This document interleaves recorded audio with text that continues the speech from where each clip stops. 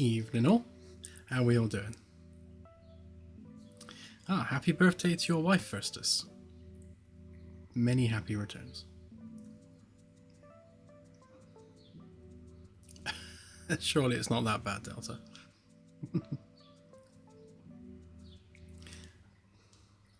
And yes, thank you for Claire for buying me a lovely drink from McDonald's on her way through.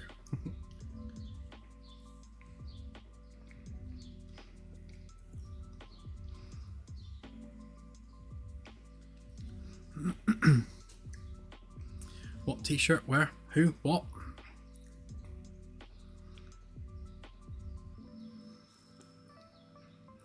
I actually have two different Nostromo t-shirts, so there's quite a high chance I'd be wearing one of them.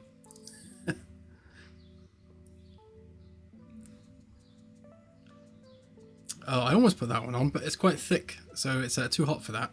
It's way too hot for that today. I don't do well in the heat, and yeah, hence the nice icy drink. Okay, let's crack on, shall we? What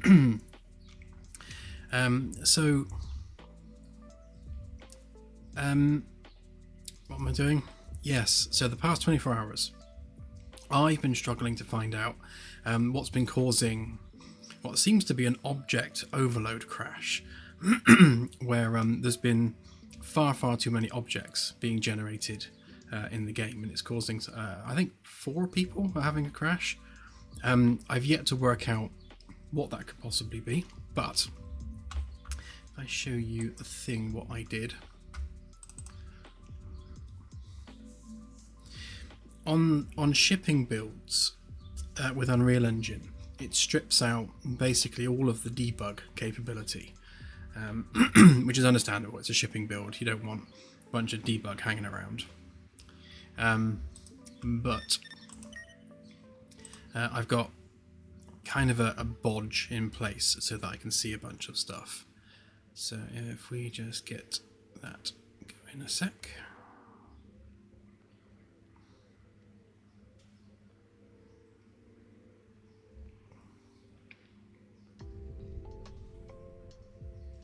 Yeah, thanks, Kaji.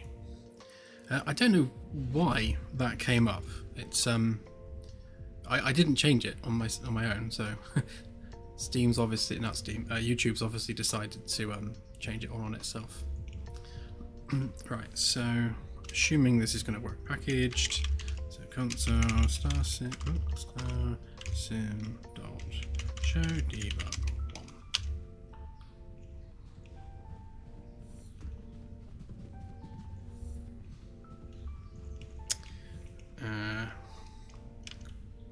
Oh, Claire did it.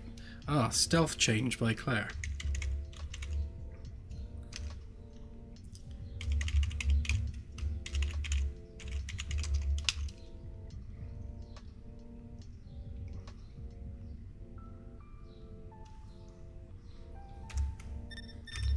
Hang on.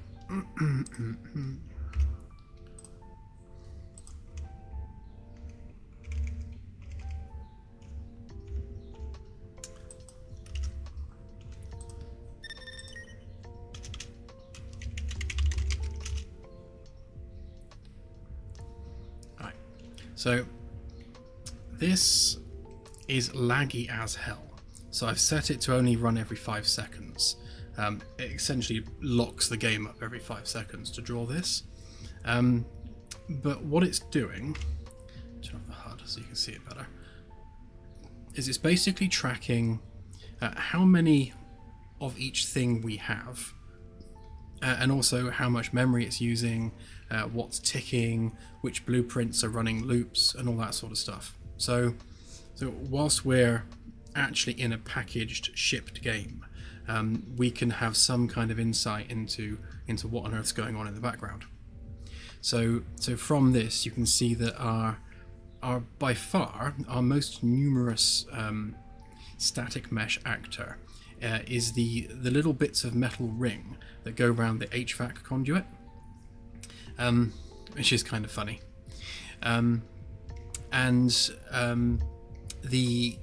The little points of interest we add to things like lights and walls and floors for the NPCs to path towards for things like spot repairs.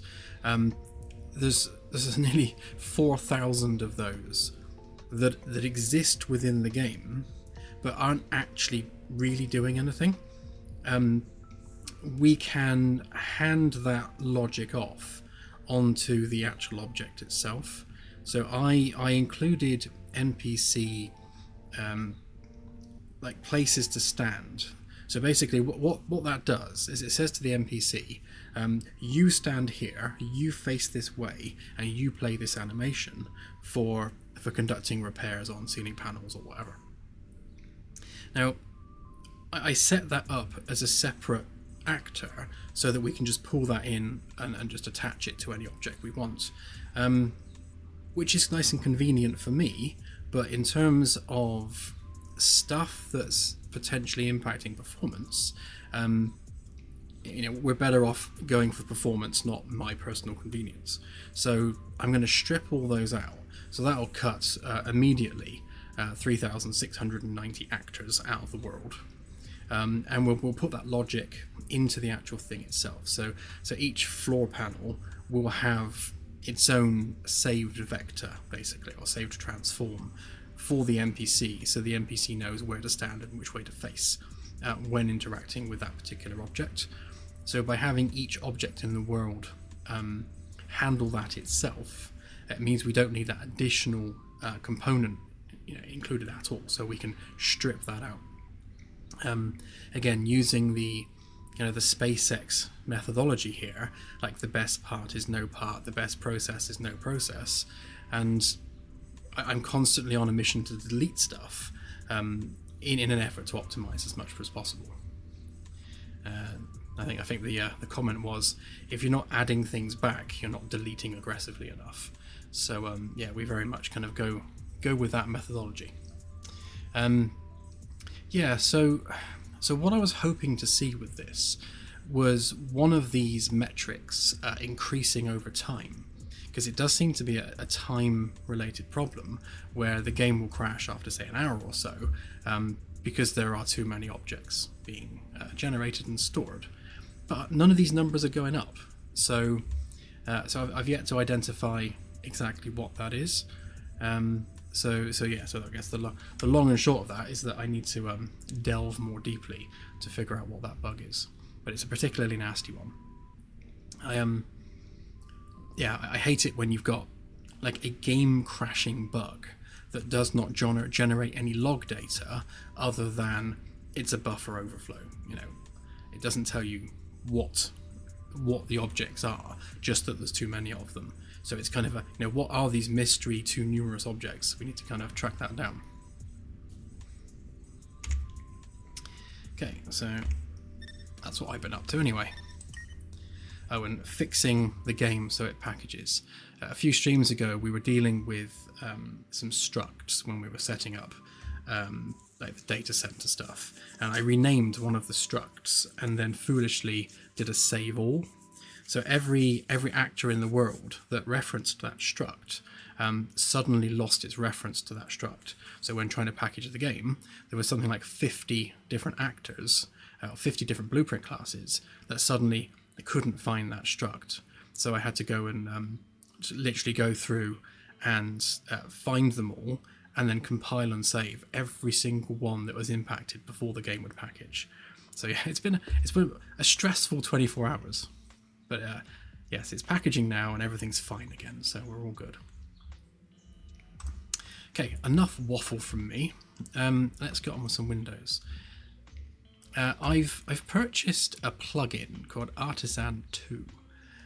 It's $99, so it's quite steep for a plugin, but it adds some of the subdivision tooling that you get kind of natively in Blender. Things like, and this is just so nice to have this capability in SketchUp. The ability to just add an edge loop really easily in an arbitrary location. Like, you just can't do that by default in SketchUp, which is crazy. It's actually crazy how much stuff SketchUp doesn't do by default, and you kind of have to rely on plugins to do it. But This is going to be such a huge time saver for us. So yeah, I was happy to drop $99 on this, pretty much just for this ability alone. But it also does just really interesting things like splitting faces up, and it's got lots of modeling tools as well, which is nice. And you can do like cage-based shearing and twisting, and it adds a lot of I guess organic modeling capability that SketchUp doesn't just have naturally. So we're going to make use of that today when doing these windows and sorting out the nose cone of this shuttle. Hopefully it's going to make my life easier anyway.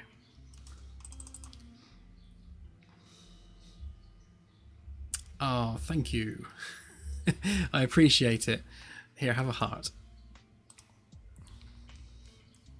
Yes, I'm glad you guys appreciate the effort, because some days do get quite stressful when you're kind of tearing your hair out trying to fix a single bug and you've been up all night. In fact, I've had 3 hours sleep, so it's going to be a bit of a manic stream today because I'm kind of just running on coffee and adrenaline.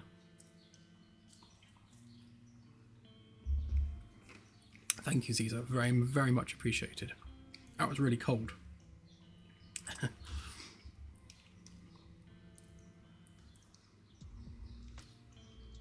Geez, how much did you spend on Starfield?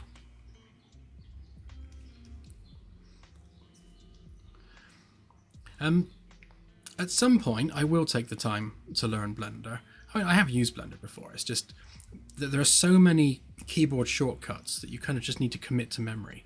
And I get stuff done so much more quickly in SketchUp.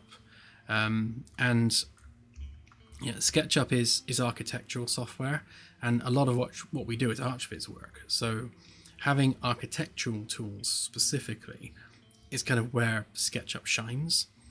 At least from what I've seen of Blender, it's not quite as versatile when it comes to the architectural side of things. It's not CAD software, it's 3D modeling software. But obviously because SketchUp is CAD software, it lacks that 3D modeling capability. But you can build that in with plugins, so that's kind of gives me the best of both worlds. But that said, yes, I do need to take time out to learn Blender at some point, because I'm sure a lot of the stuff I do in here, I'll be able to do more quickly in Blender, and I'll be kicking myself like, why didn't I do this years ago? But yeah, it is what it is. It's one of those things where I don't have, even if it speeds me up in the long run, I don't have time to stop. Like, we're on such a tight time schedule trying to get stuff done quickly. I just can't afford to take time off to learn a new tool, if that makes sense.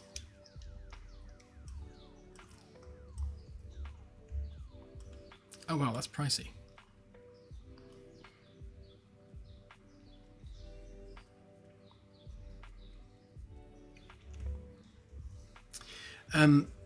Yes and no, Anasi. So we have found another team that we'll be handing the work off to. It's actually a team that we met in London while we were at a convention. They already did kind of a mock-up of some animations, which were nice, and they're well done. But we need to send them the full spec document in terms of what we need for the whole character system. I mean, the animation side is all well and good, but obviously we need the character system, and all of the IK stuff, and the ability to walk upside down on ceilings and navigate in zero-G environments. There's a lot of very kind of spacey specific capabilities that we need from a character system. So we need them to get back to us with a quote on, I guess, cost and timescale to build the system that we need. It's not going to be a quick process.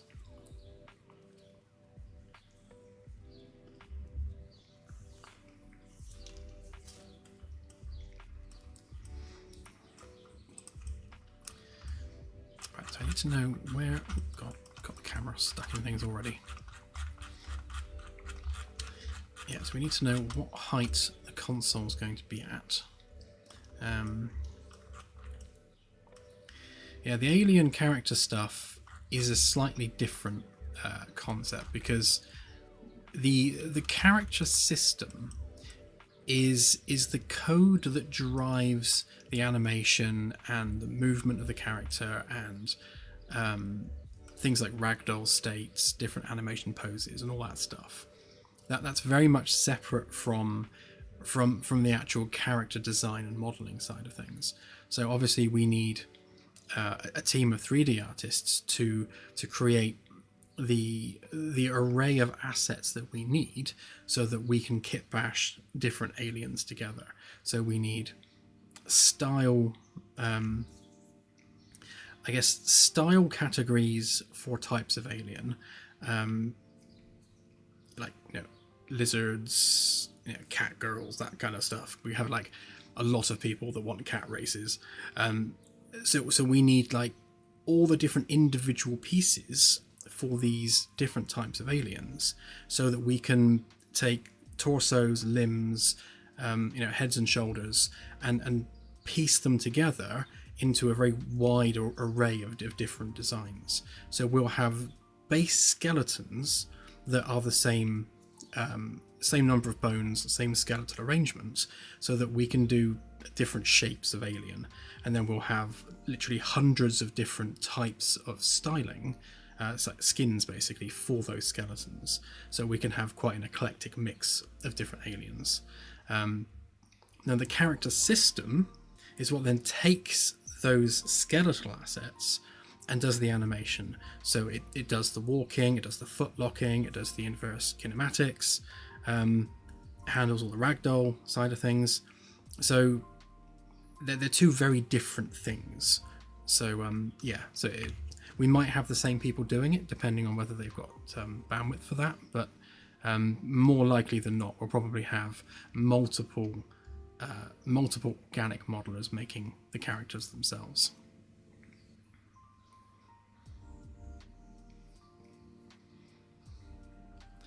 And yes, scaling is absolutely a thing, and we're going to make it so that obviously the aliens need to be able to fit through doorways on the ship and that sort of thing.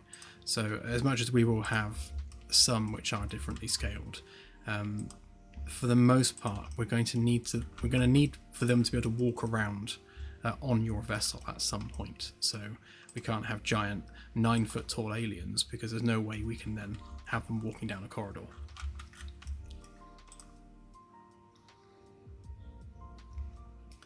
So I just need to get like a realistic height from this, so that we know what we're dealing with console height wise.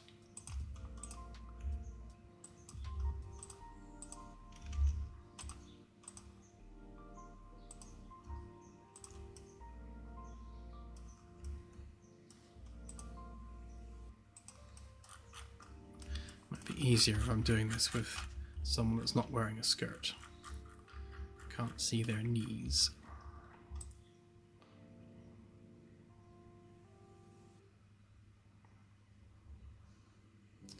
I don't think I've got that particular character in this version.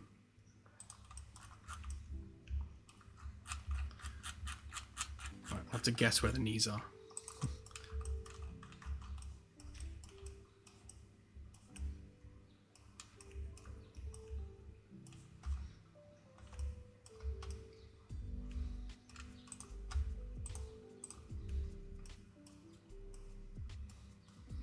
So from a standing position, that's not far off where we want the console to be.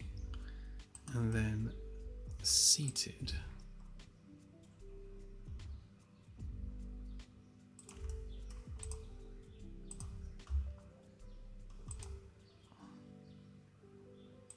I guess about there.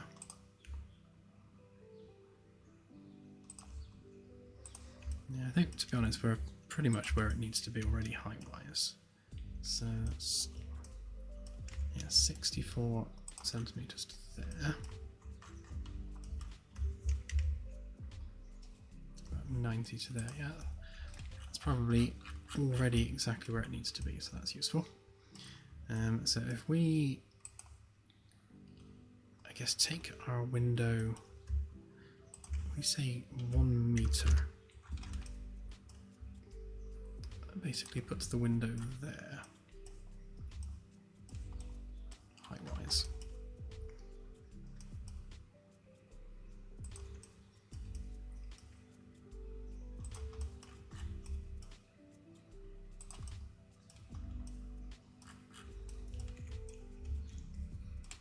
Yeah, I definitely think we need to curve this section up a bit more, because if the window is going to be all the way up here, then there's way too much body work just lingering down there. So if we can curve that up, I think that will just help with that a little bit.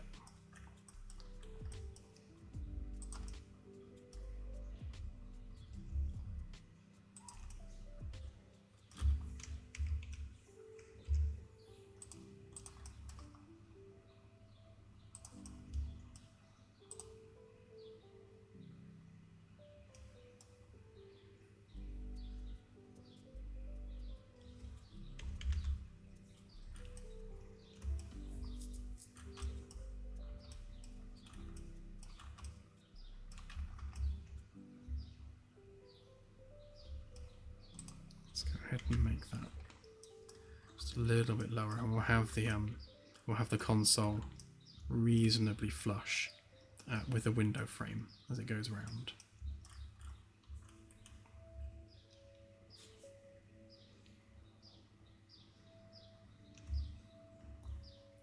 Yeah, there will be a snack cupboard for sure.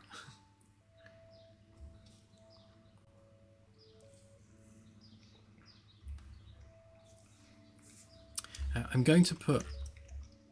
I won't blend the windows. I'll have a separate window at the back here, so we'll do it maybe about maybe half the height of that one, something like that. So we'll have a side window there, obviously both sides, and then the front window around there like that.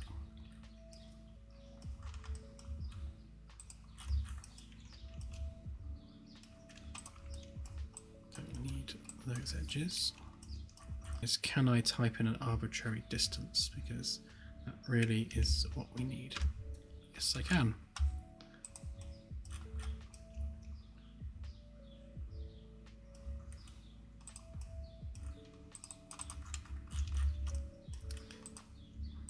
Perfect. Can we specify segments? Oh yeah, we can. So, so if I were to do 20 centimeters and 4 segments, yeah, perfect.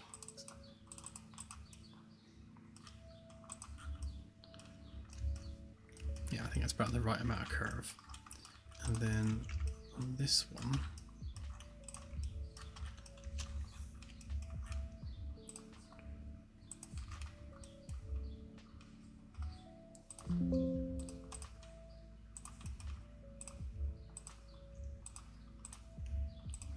hoping it would select them intelligently then, but alas.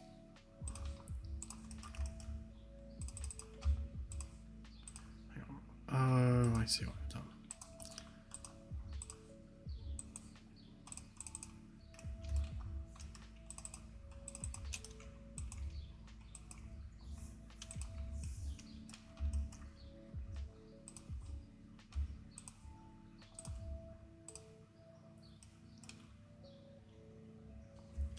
So if we do this one 10 with 4 edges, gives us that.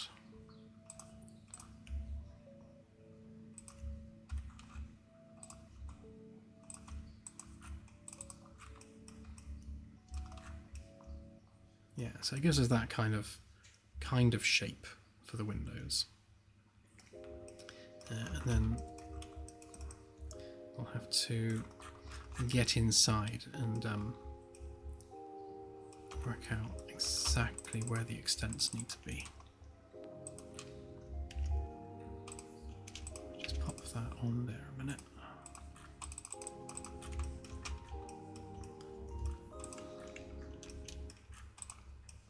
So we can do this in isolation then.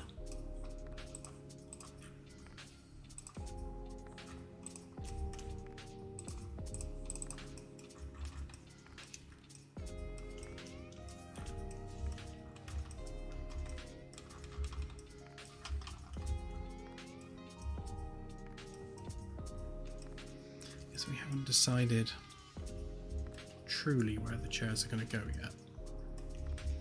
The chairs have to obviously fit the framework around there, so we'll build the framework around the chairs being able to fold up, so it kind of needs to take that into account.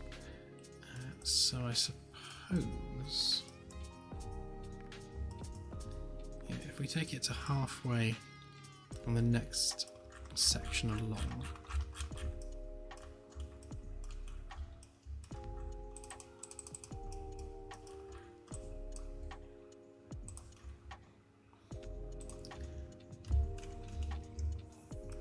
so that lines that up to there.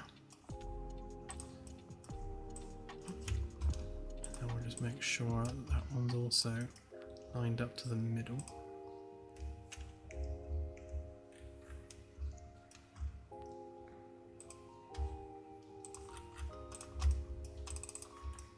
Yeah, so when we do our framework ribbing in there, we will align the window to the middle of each section, and we'll do like an extra bit of framework around it to give it strength.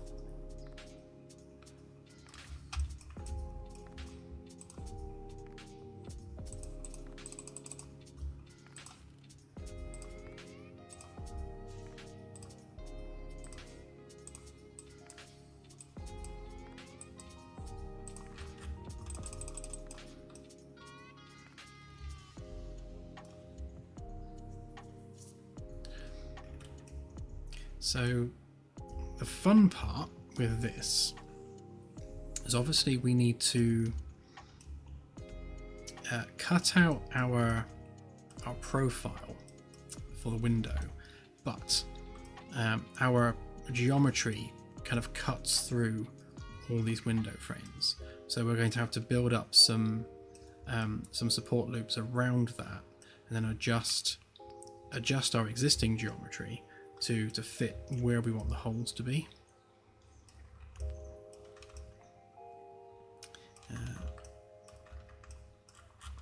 Probably something that I should have planned in advance a bit more, but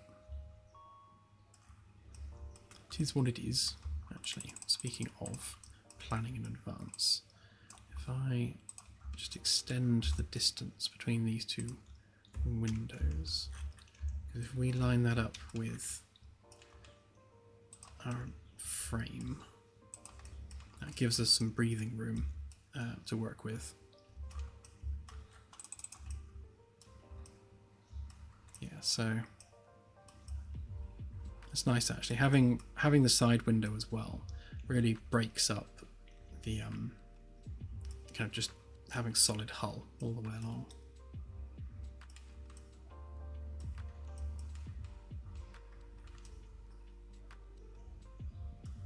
And we could do with really aligning these faces to there. But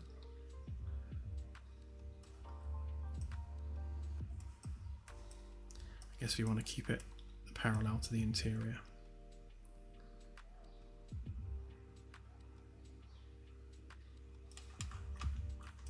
Maybe anyway.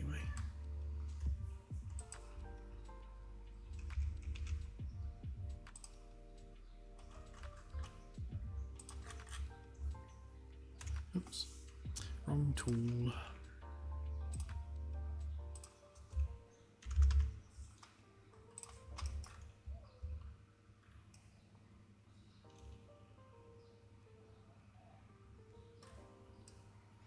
Yeah, because if I was to rotate that to be in line with the wall, then we're going to lose our alignment with the top of this. And I'd rather they be equal height across.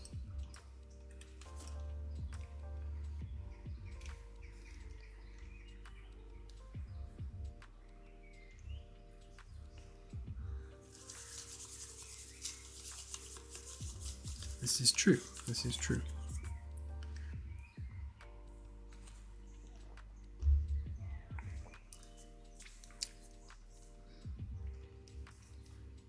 Hey, we're making a shuttle, specifically windows. I've been not looking forward to doing the nose section and cutting the windows through, just because of the complexity of the geometry that we're going to have to sort out. Oh, what's going on there? Oh, I ended up doing something.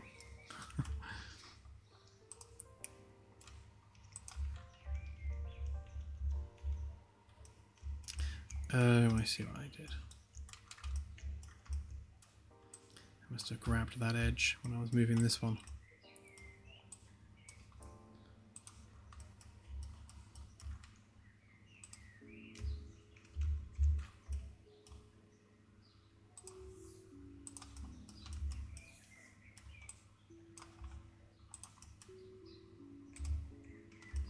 Just going to make sure that we're definitely lined up with our framework grid, because I think the walls aren't quite as straight as the floor is.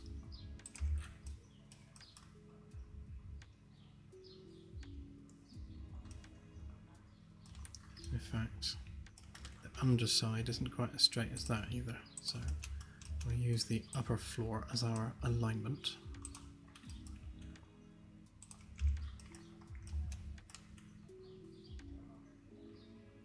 Yeah, it was about an inch off where we needed it to be.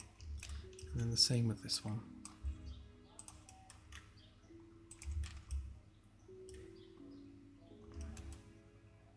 Yeah, again, it was about an inch away from where it needed to be.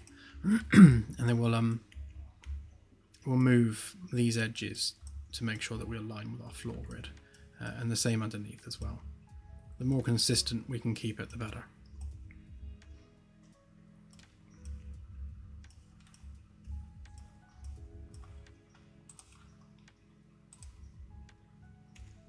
Checking that they are in fact all 50 centimeters apart. They do seem to be.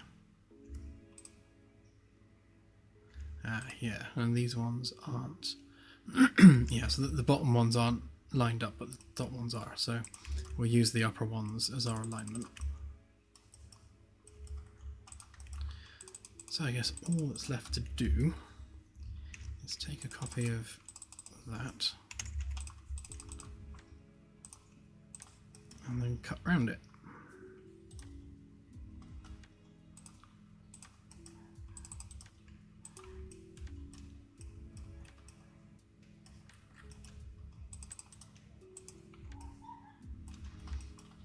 So now that we've done that, if we do have a look at the geometry, you can see that we've got some triangulation that's cutting through it, and obviously that's not ideal. So we now have to kind of reconcile all of this into decent looking geometry. And we're also going to have to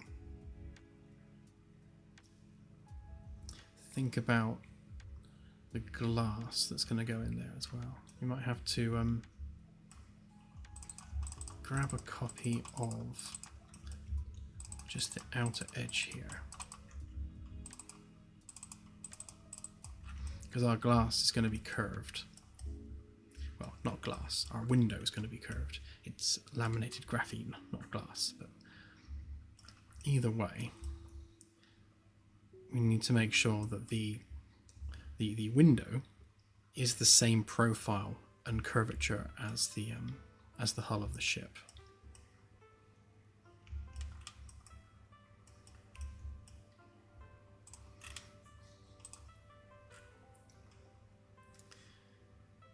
Okay, now for the hard part.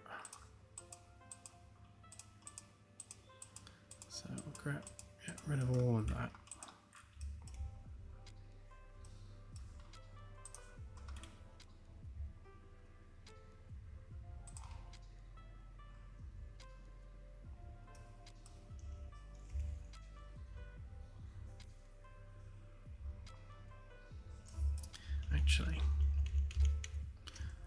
we grab the middle of that.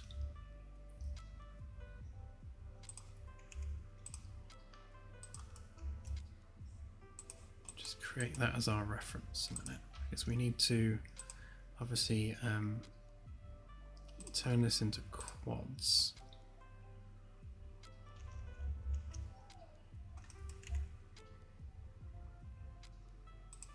Yeah, so that was the middle.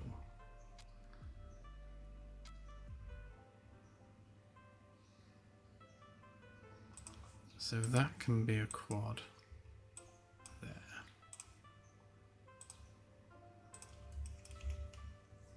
Which means that's a quad there.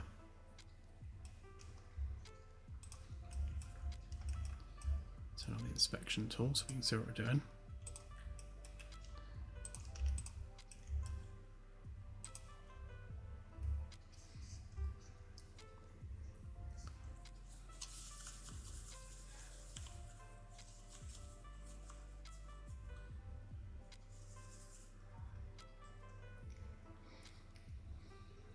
Yeah, the lifeboats will be quite big, and they'll be underslung underneath, basically where the mall area is at the front of the Magellan. So at the back of the mall area, I'm going to sacrifice a couple of crew quarters, and we'll have stairs going down into what will just be like the escape area.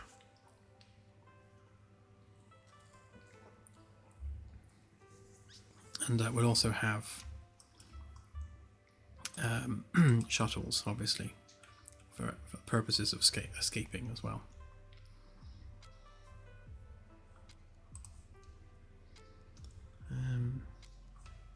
Actually, if we make that a quad, then that means so I don't want to do that because we're creating a pinch point then. So it makes that a quad.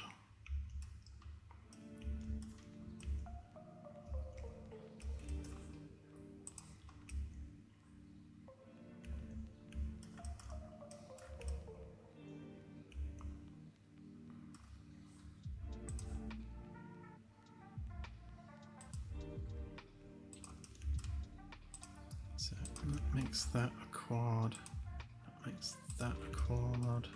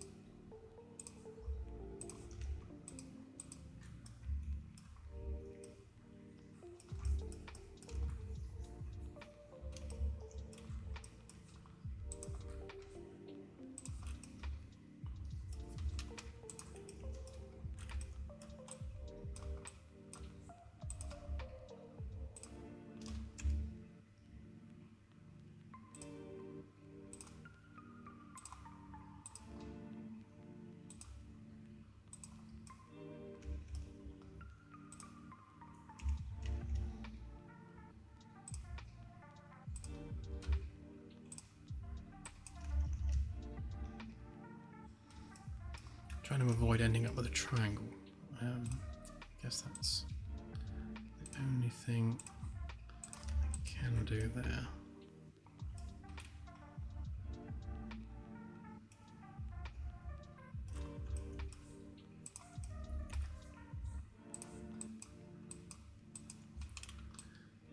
And all these can be just quads going across here.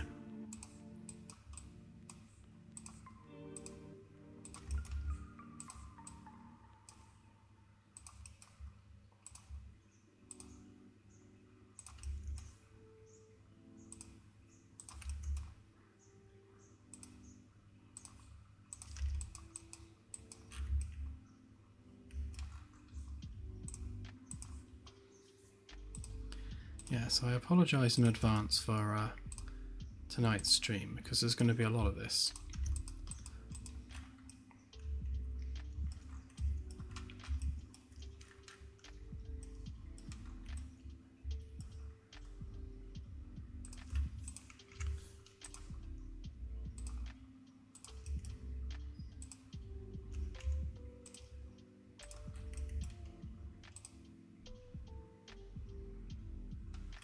So I don't want to split these edges if I can avoid it, because obviously when you subdivide it, it smoothly curves across here by adding geometry. As soon as you add an additional loop across there, then it's going to mess with how smooth that curve is. So kind of need to collapse it a little bit. And we're also going to need a support loop around there as well.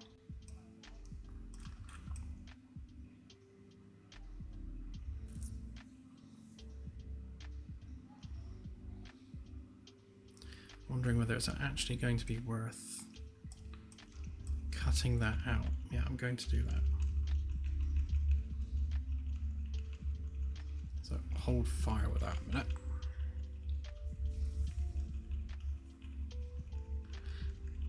I'm undoing this because it's actually going to be less effort to extrude the edge loop that we need, so that we've got the profile on the curved face that we can work with, rather than trying to have to draw it afterwards. It'll also make turning into quads a bit easier as well. So if we go with a reasonably hard edge, so let's say 2 centimeters.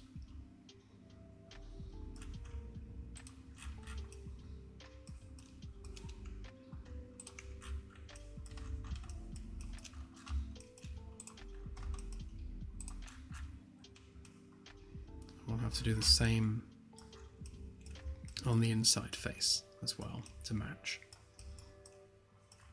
In fact, I think we're probably at the point where we need to merge these together so they subdivide together. Because once we cut this through, we're going to have to make this into one sort of unified piece of geometry.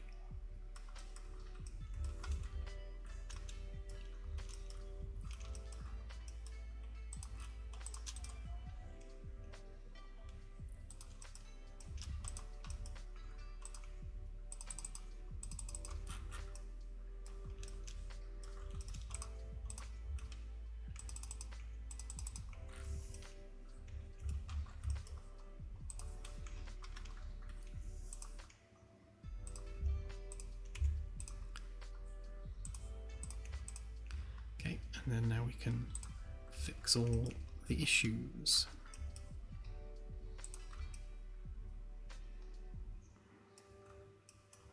In places like that, I will just join it up, I think.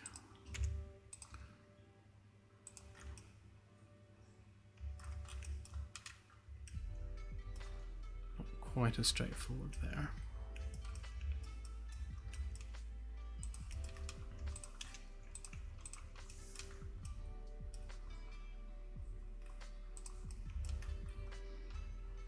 Hey Jim, good to see you.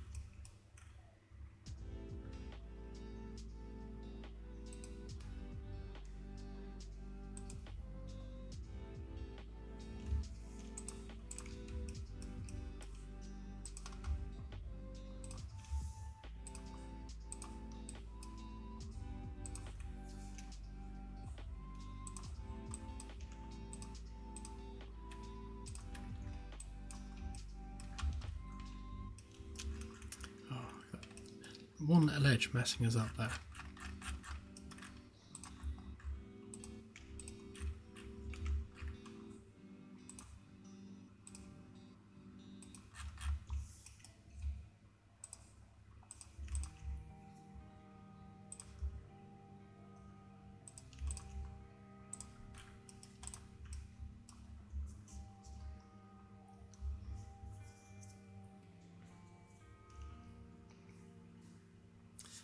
Thanks, guys.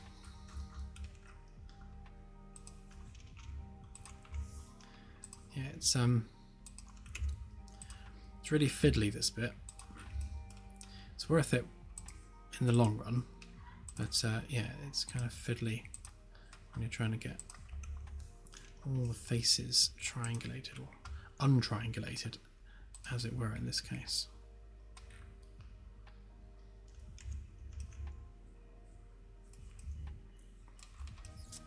Because we're trying to obviously reconcile two different geometries. I have to yeah, I can't really do anything about the curve coming down because that's the shape of the hull, but we need to punch through that hole there, and the same on the other side, and try and maintain that shape. The only other way I could do it is to not cut the windows out of the pre-subdivision mesh and do them kind of post-subdivision, and actually just cut through the subdivided geometry. That's what that looks like. And it's going to look weird because of our horrible edges, but so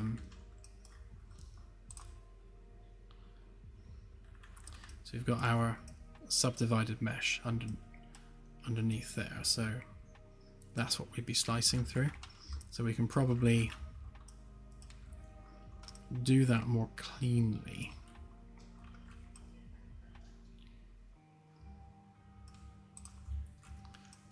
But I'll try it and see, and if it looks terrible, then we'll do it in a more traditional way.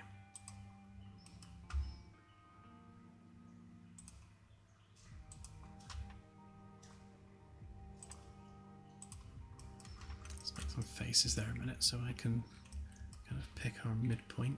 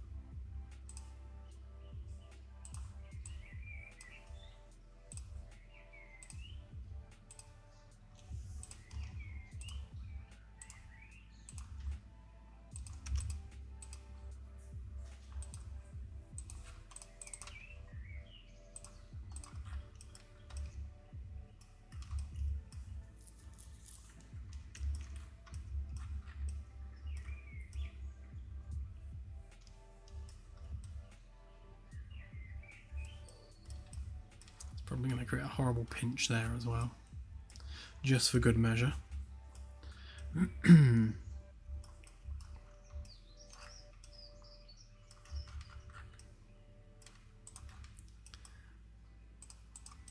to group that bit up. I was going to say so that we can separate this piece out. Where are they touching?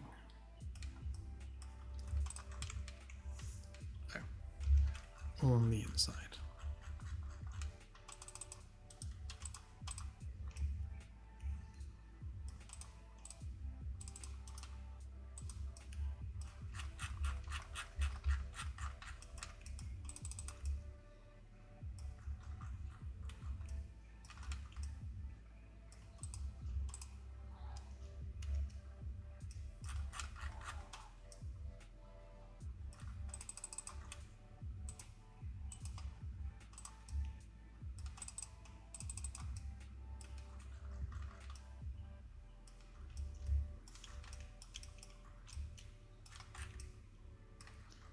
There's a bit of geometry somewhere joining these two together. Just need to find it and remove it.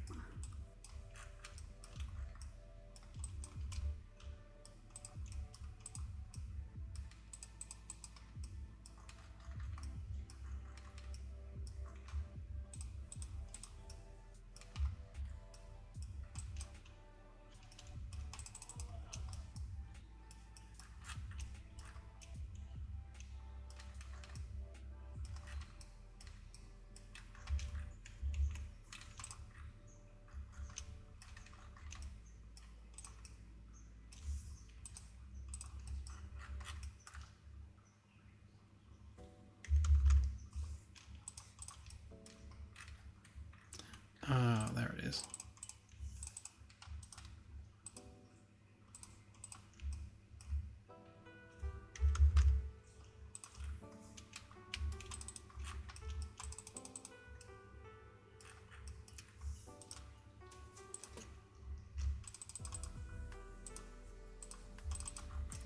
Right, now I can subdivide the outer skin without having to worry about this one yet. I'll rejoin them afterwards. Right, means I can be a bit more aggressive with this without it worrying about breaking the stuff underneath.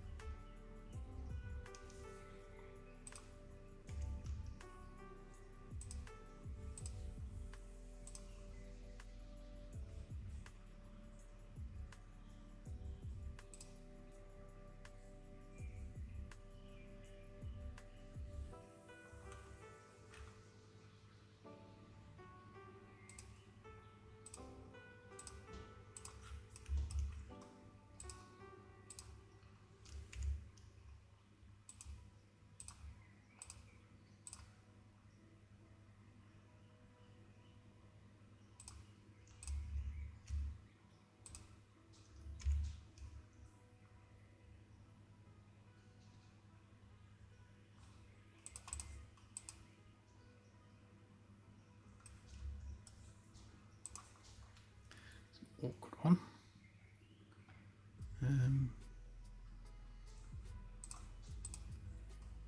Yeah, of course, that's too many faces. So that needs to go there. That needs to go there. That there. That there. And turn those into quads.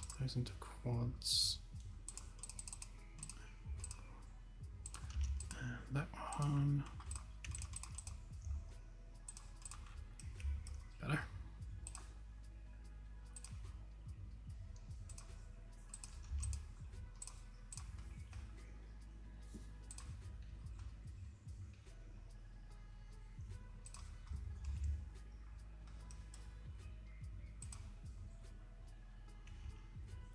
can just kind of clean that up a little bit.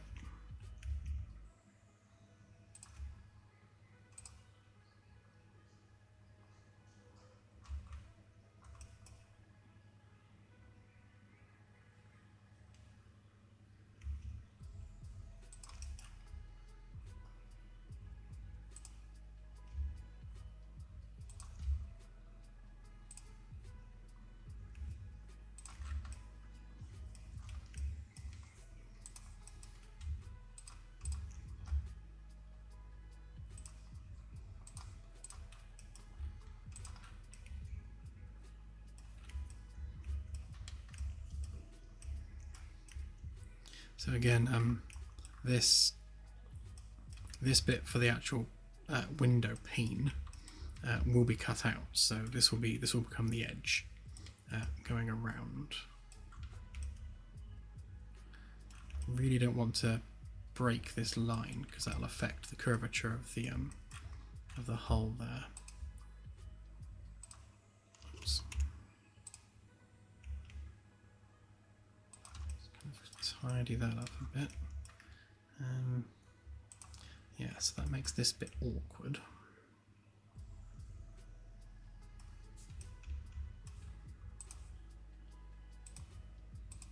I'm just going to have to do that. It's probably better if we do that, maybe.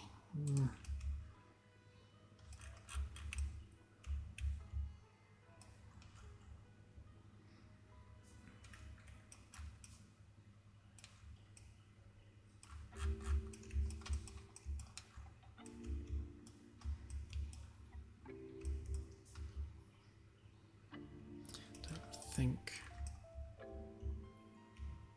could we have done that better?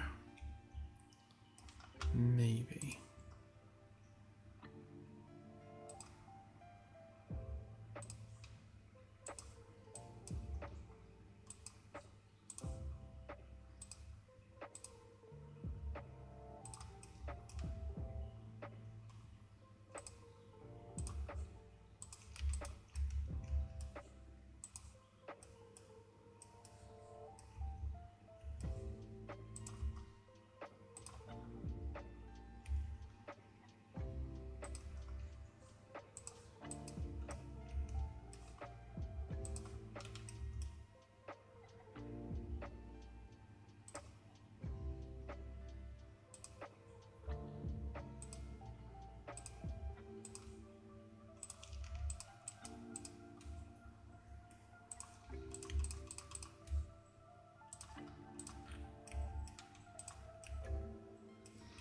If we can try and keep the triangles on the flat bit, then it shouldn't affect the geometry too much.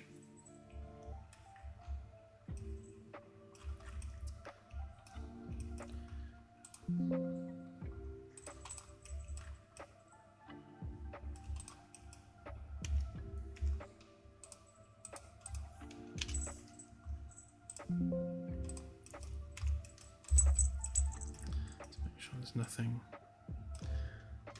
else on the group that should not be there. Oh yeah, what's that?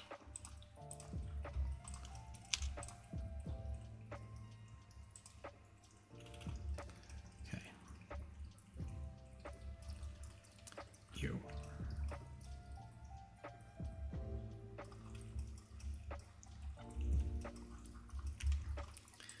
Right, let's just cut this lot out. And then we'll see what that window frame actually looks like and whether or not it preserves the edge shape that we're looking for.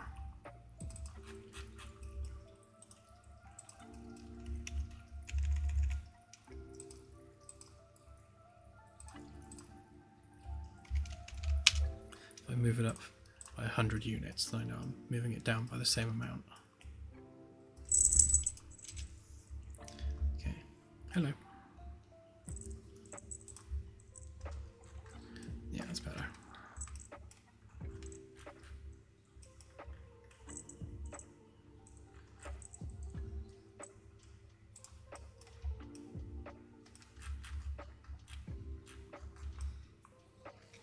So what we're looking for is any weird creasing, basically, on the mesh.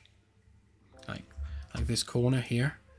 If you move the camera, you can see the light is picking up like a weird indentation there, and that is because we've added obviously more geometry there than there is everywhere else.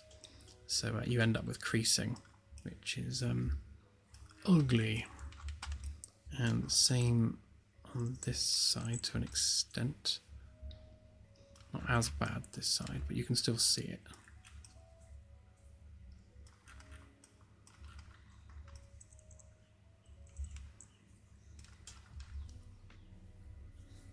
She is getting big, yeah.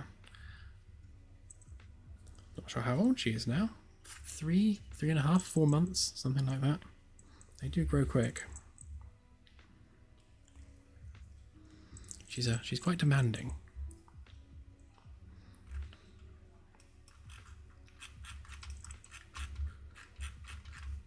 Stop standing on the keyboard.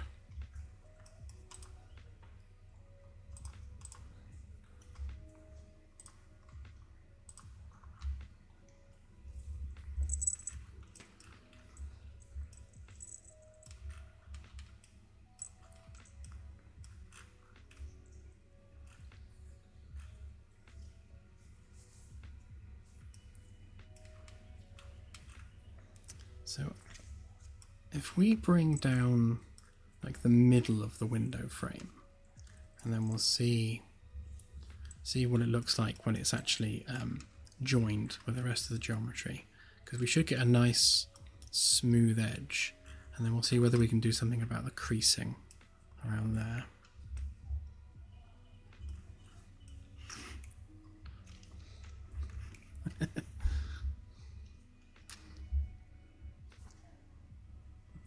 Ah, Mr. Bond, we've been expecting you. With my cat's ass. No, don't lay on the keyboard. No, no. Claude doesn't want to speak to you. Go away. No, no, right, okay. Okay, cat has to go down now. She's getting a bit too amorous. Yeah, see, she's like the world's most demanding cat. Like when she wants attention, she really wants attention, and she will not take no for an answer.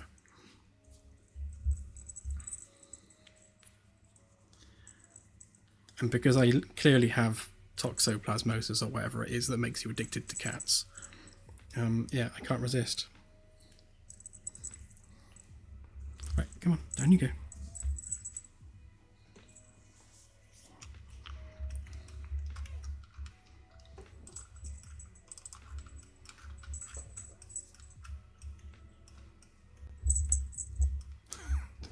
She's like, love me, damn it.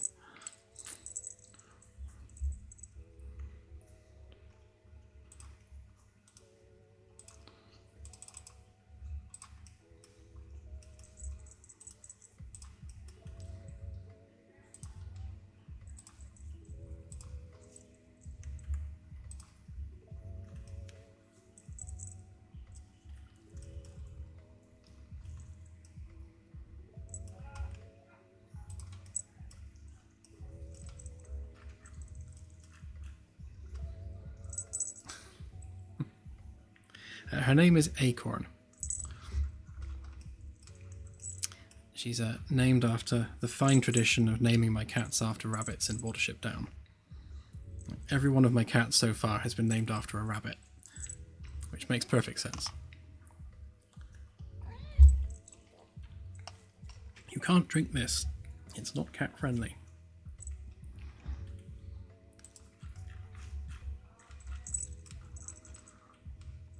I'm missing some edges here, so I'm just going to grab these bits.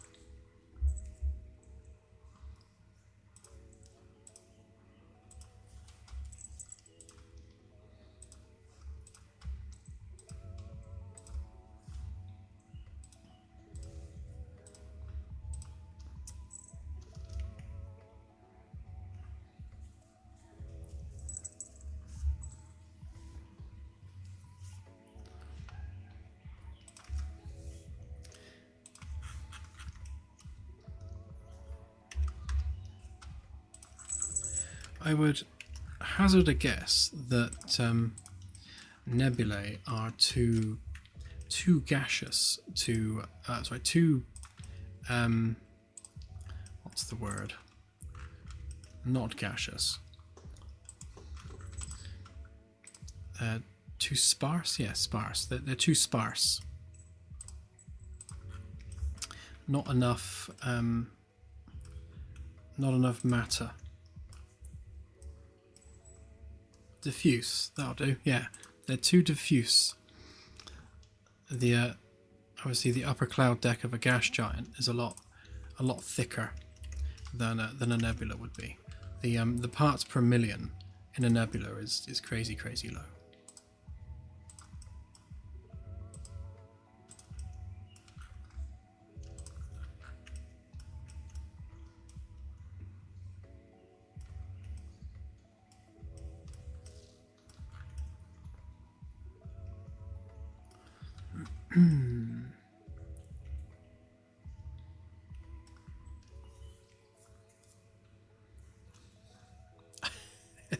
Thanks. What I'm going to do actually, because we did cut that in a straight line, gives me an idea.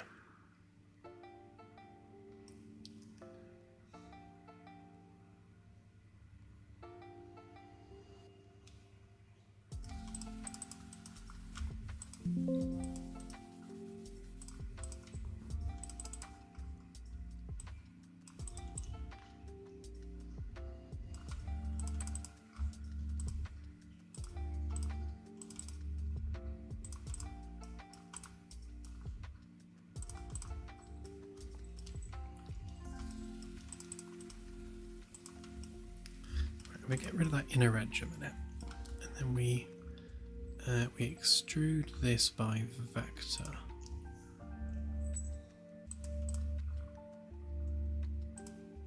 Oh, wrong button.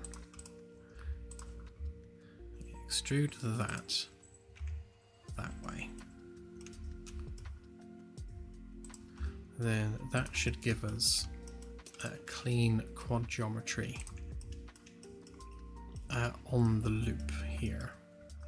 So if we turn on the inspection tool, yeah, it's completely green. So if we bring that down, actually if we unsmooth it, then bring it down.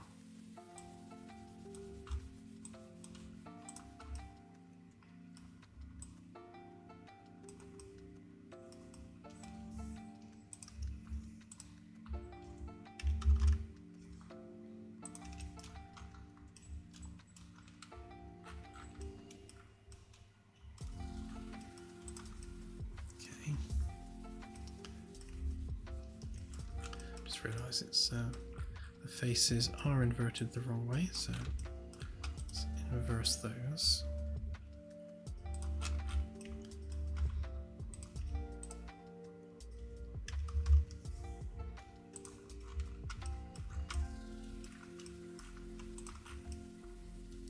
Okay, yep, it's happy with that. Right, now let's test out the new edge loop tool, see whether that gives us. Oh, it does. Look at that.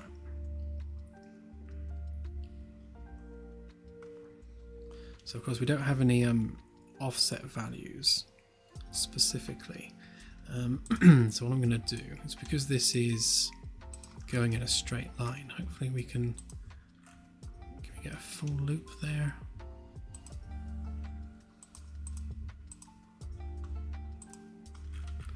No, I can't work it out. Or can it? I can kind of work it out. And we should be able to just copy that a specific distance.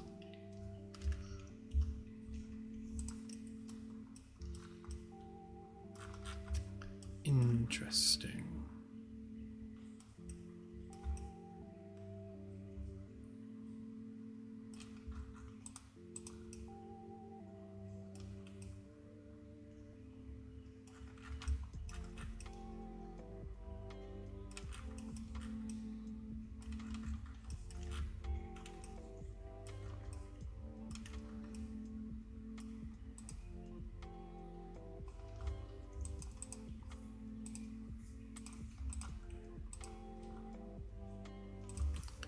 might have two edges.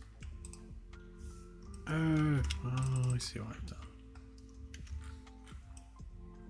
Didn't put it on the right group. There we go. It's better.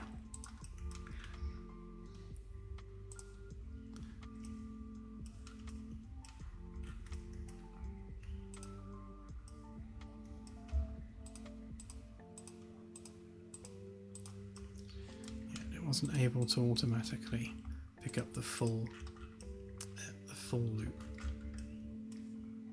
We should now be able to just take it the exact distance we need sideways. Not sure why that has gone awry.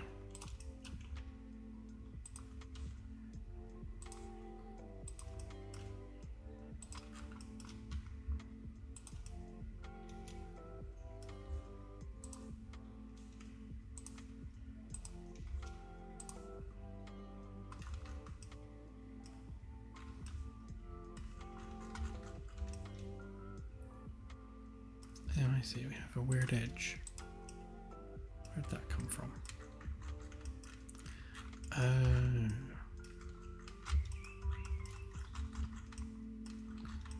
That'll be why.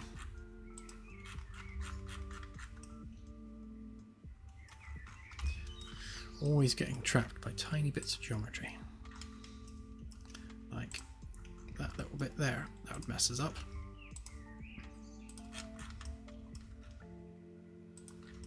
It's more like it. Right, so when we subdivide it now, we should have that edge that we're looking for.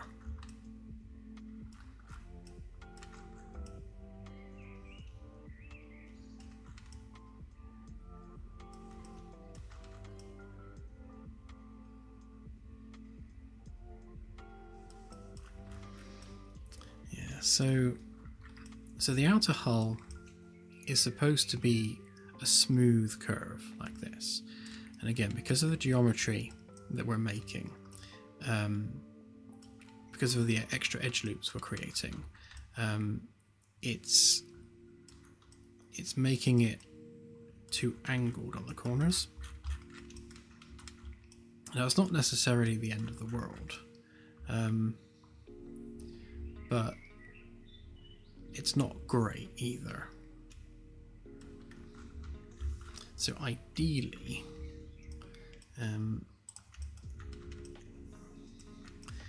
we want to sort this out, and it's difficult because obviously we're cutting through the geometry there. That was straight through that edge, which is not what we want to do. But that is the angle of that curve.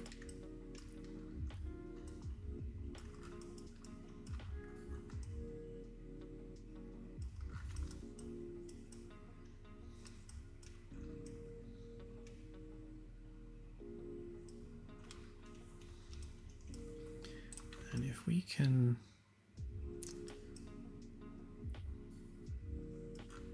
it's in a really awkward place, that.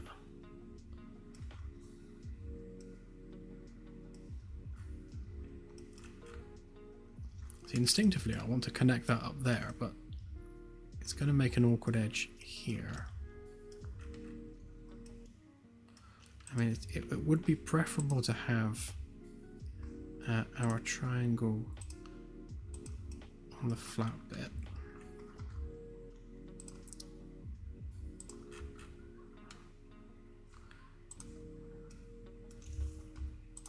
Or not at all, actually, if we did that.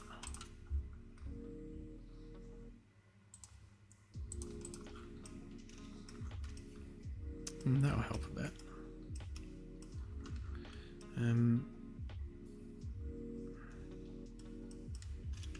Yeah, then we need to do something with this.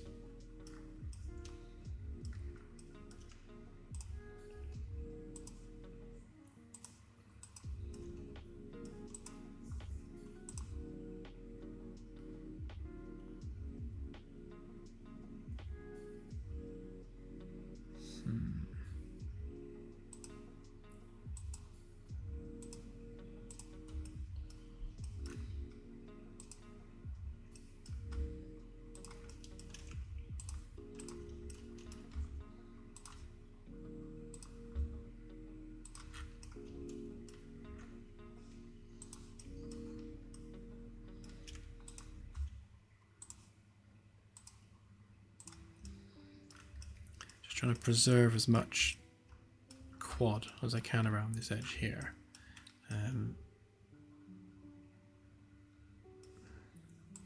See, it would definitely be better to do that.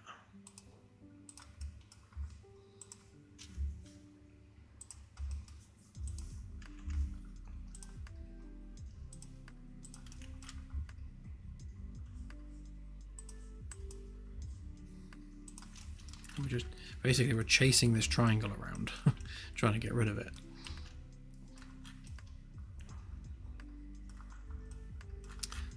Let's try that a second, see what we end up with.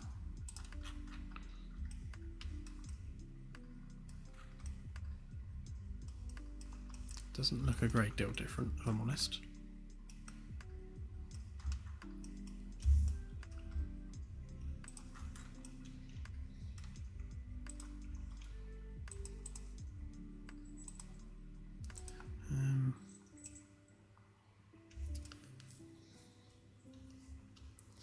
So what if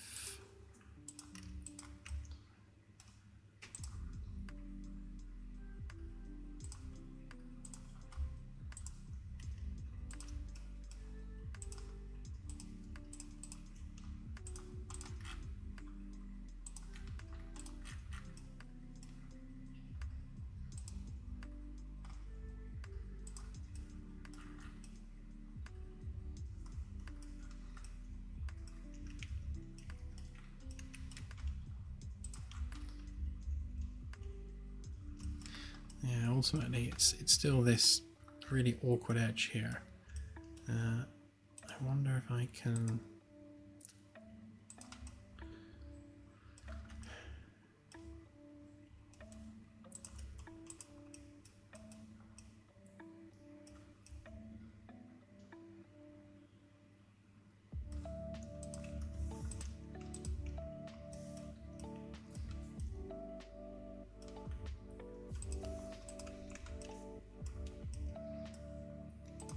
so this is kind of purposefully breaking that edge.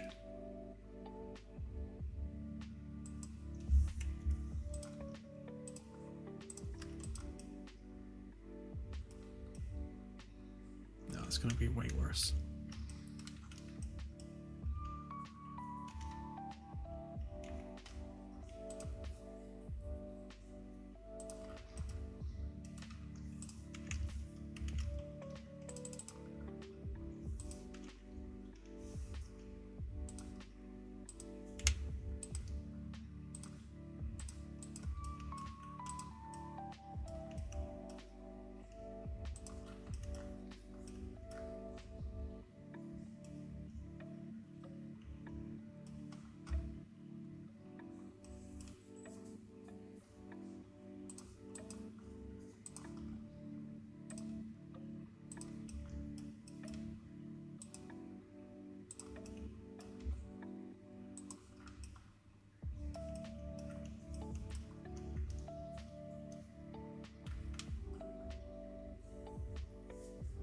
I mean, that might help a bit.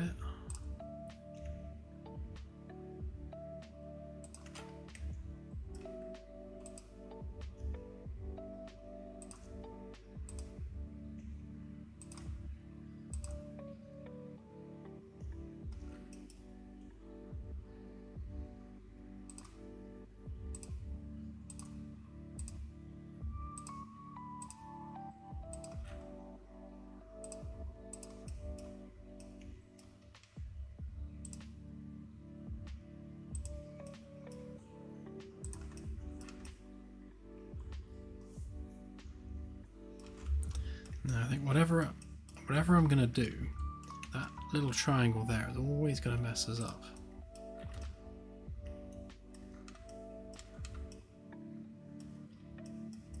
Might just have to live with it.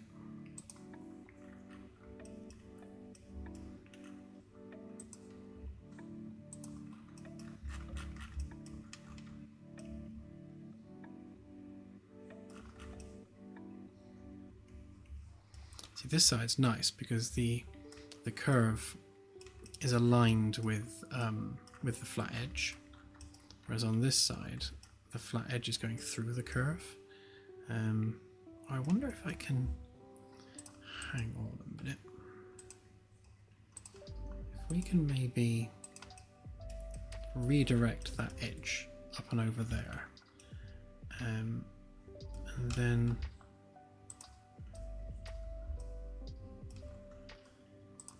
move this a bit.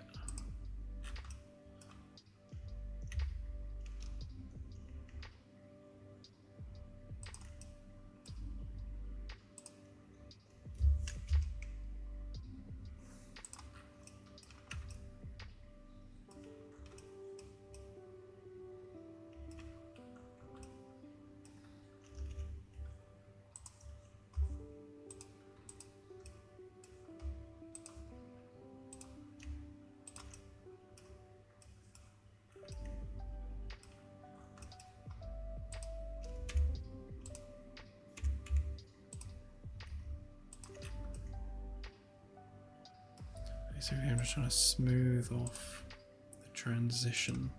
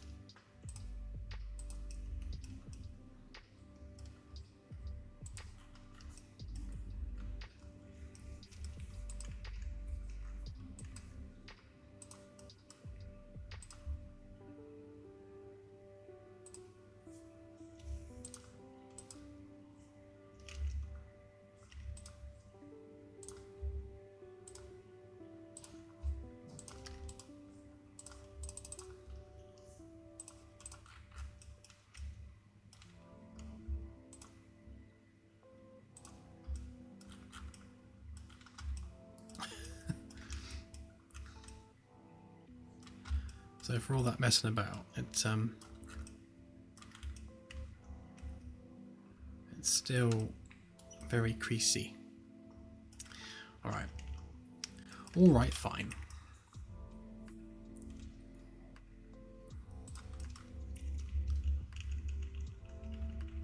Put it back the way it was. Okay. At least there's less geometry that way, and it's so I suppose I could always, even with the less geometry, I could always just move it back just a little bit.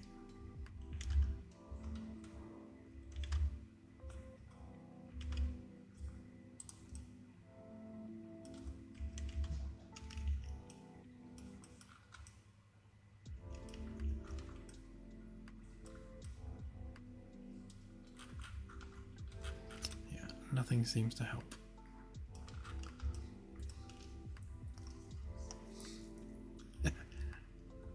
That's true, CSI. I've got it parked in the driveway.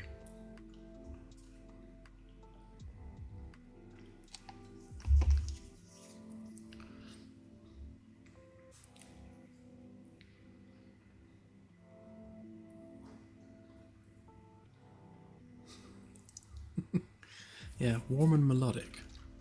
Although people do say I put them to sleep, and I'm not sure whether that's my accent or whether I'm just that boring.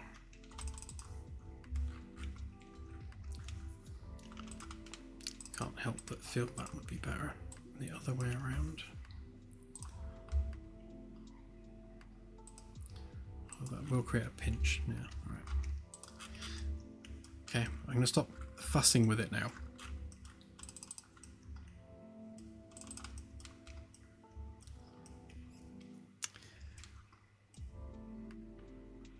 Okay, so the next fun bit then is going to be angling the various bits on the nose. So if we grab that,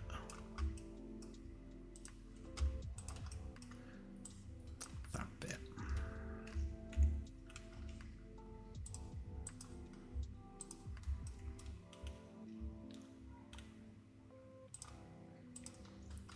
Now what it actually means, Danger Mouse, is we need to decrease the line count, not increase.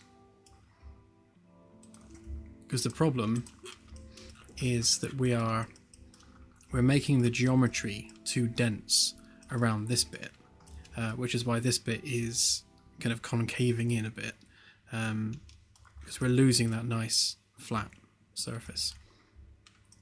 And of course we have to do this so that we're not drawing extra edge loops across the entire model.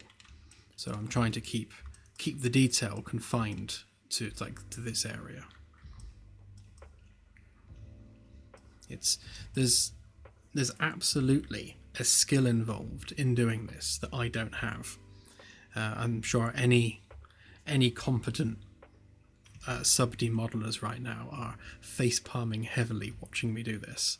But yeah, there is definitely a skill involved here, and it's not really my wheelhouse. I tend to do architectural stuff, not soft body stuff, or not organic curves and things with sub-D. So I know the principles of it, but I certainly don't have the experience. So I just muddle through the best I can. I tend to come up with my own tricks and ways of doing things, like here with this edge. So I need to draw, or I need to align this curve not with the face, but with the average distance between those faces. So basically that, but that's not the right direction. So if I instead just grab a 90-degree perpendicular edge, then I can move said perpendicular edge to there, and now I've got the exact midpoints. Now I don't need that line anymore. But now I know what angle I need to align this to. Now I've no idea if that's in any way the most efficient way of doing it.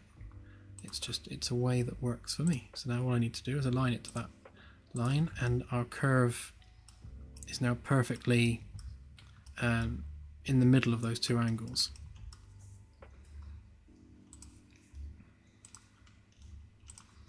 So just do the same thing again. Grab a 90-degree edge, move said edge to there.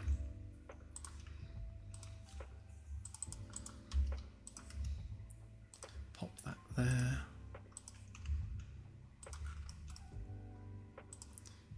And move it across. So then we're building up that rotation as we go around. But of course then what I need to do is kind of deal with the fact that we've got this inward lean on the side of the hull and a backwards lean at the front. So there needs to be a transition around this point. In fact, if we just join these up a minute and turn that into geometry, then we can see what we're dealing with.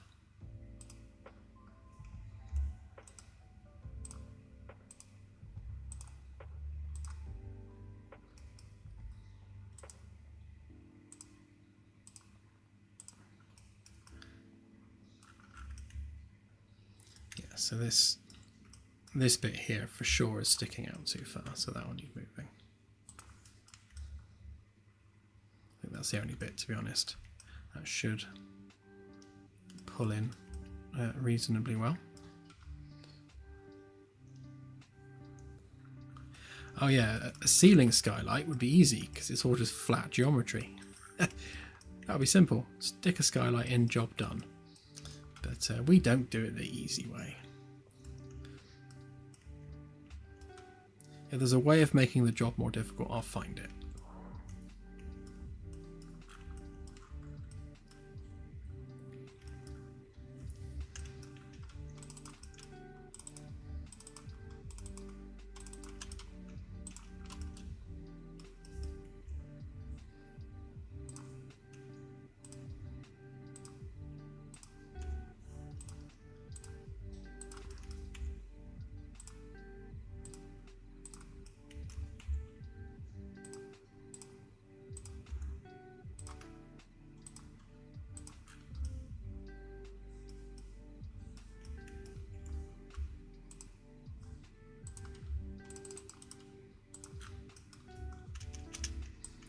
We should be able to use curvy lofts to do that. Yeah, there we go. Sometimes it works, sometimes it doesn't.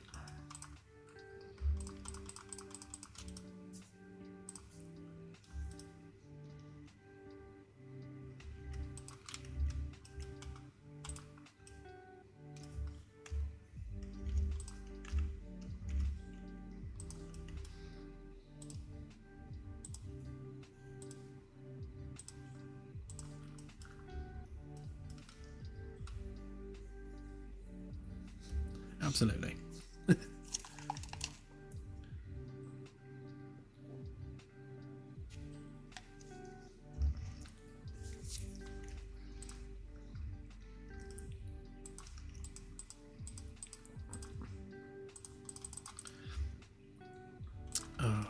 Triangulation's the other way round.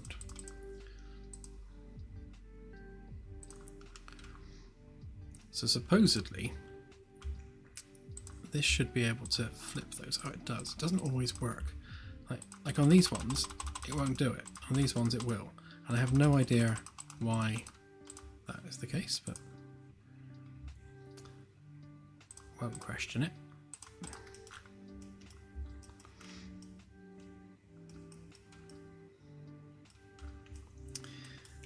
Right.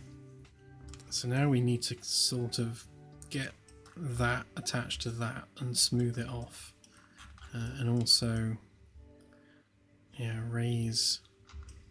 basically raise this up as gracefully as we can.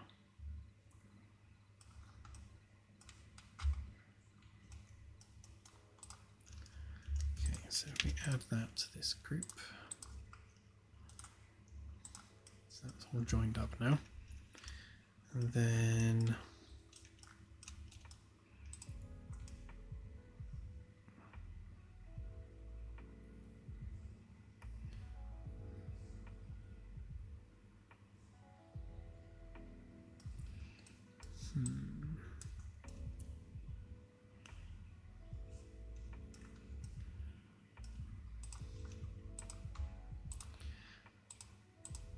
I'll try using this edge again here, but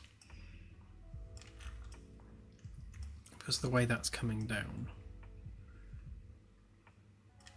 it's going to need some smoothing.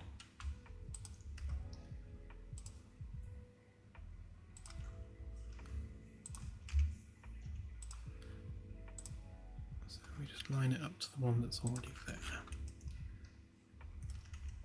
Oh yeah, that was no good. I'll use my trick again.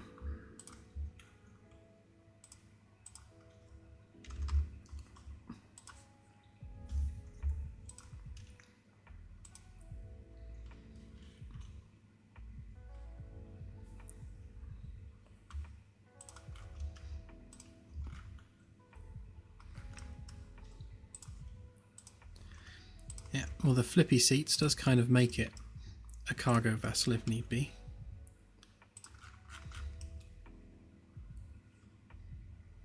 Yeah, so by continuing that edge around there, we can see straight away that it's going in way too far compared to this edge.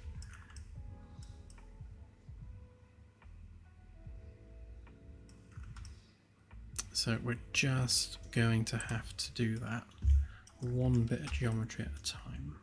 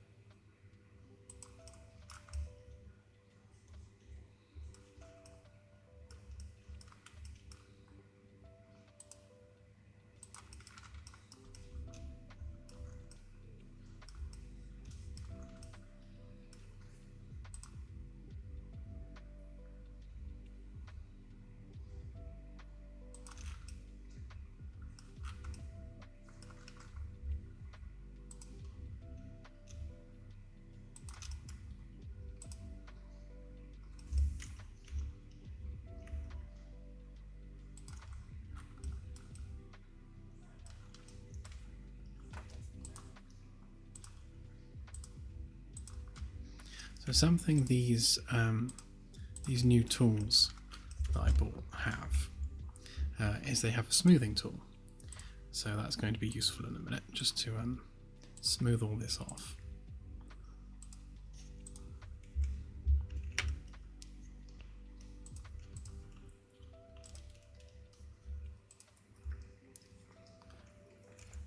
Hang on, cat stood on keyboard. Yes, hello Garth. Nice to see you.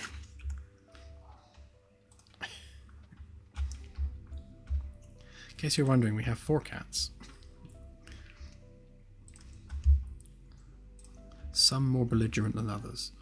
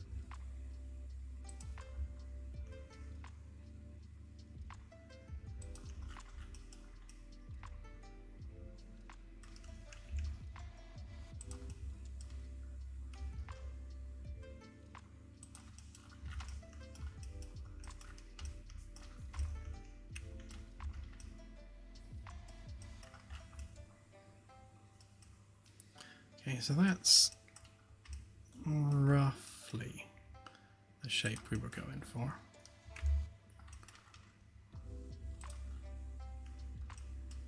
Just smooth that off ever so slightly.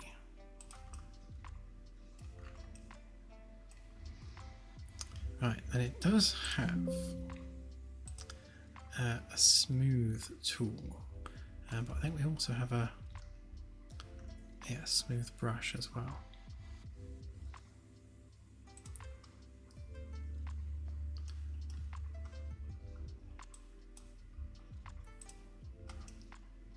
Don't want to be too aggressive with it.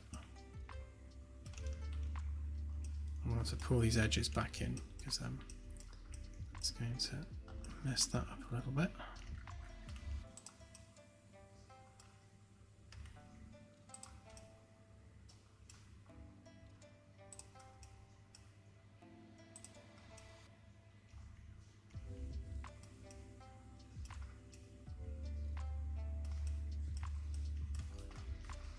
And the other thing we can use this for is just sorting out this bit down here. Just get that just a little bit more kind of integrated.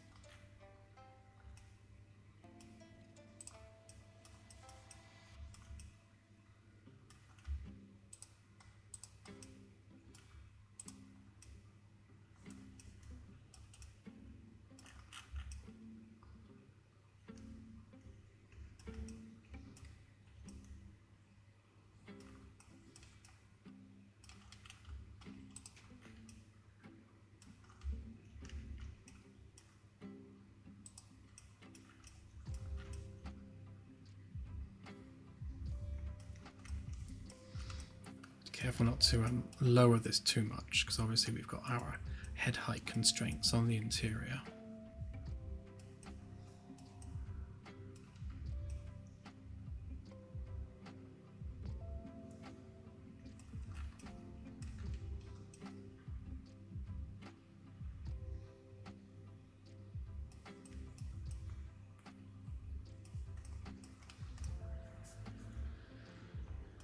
I'll straighten these lines afterwards. Okay, so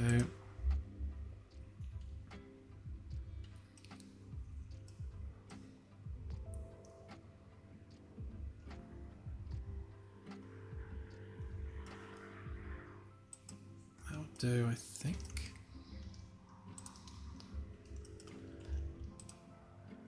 And for subdivision's sake, we need to make sure we restore those quads.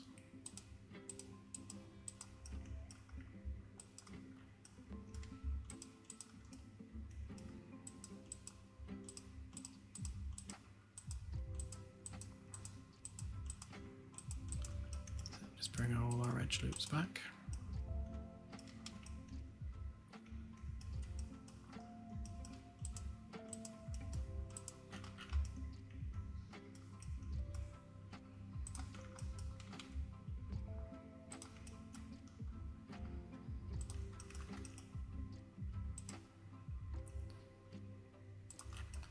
Just clean that up a bit.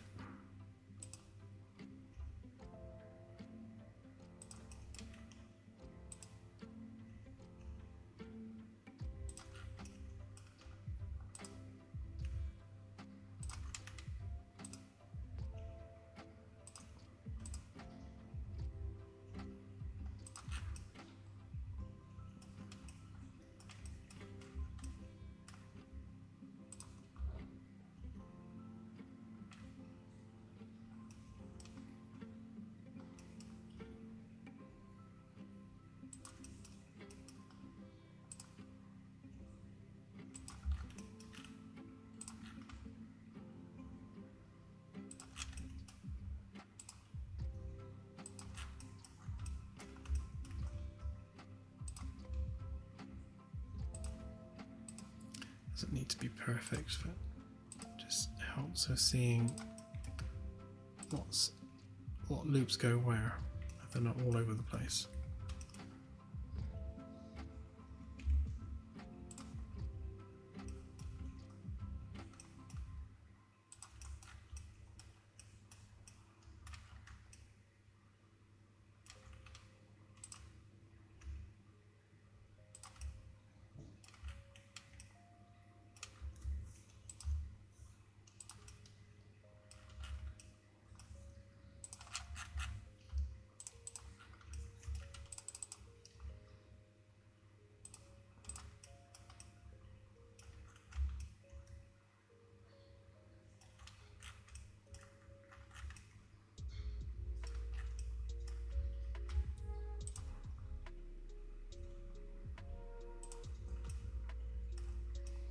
That's really helped actually around this bit.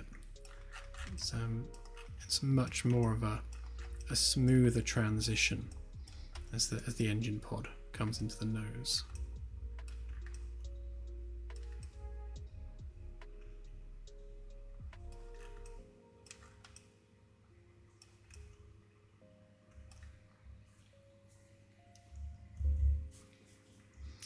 Yeah, we absolutely do plan to add the Voyager probes, for sure. Once we've got the sublight flight controls in, because the sublight modelling is done, we just need to add the controls now. And then yeah, once we've got the ability to kind of pootle around space slowly, then we can add things like probes. Although when you've got something like the size of the Magellan, and you've got like a Voyager probe about the size of a car, it's going to be very difficult to get close to the thing without ramming into it.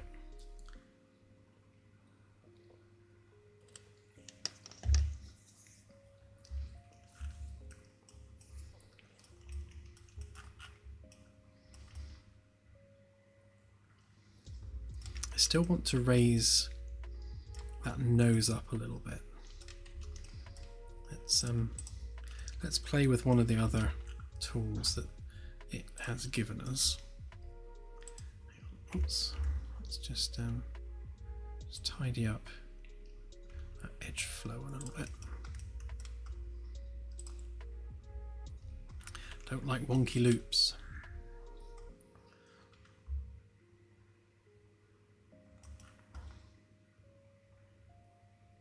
Come on, find your vertex.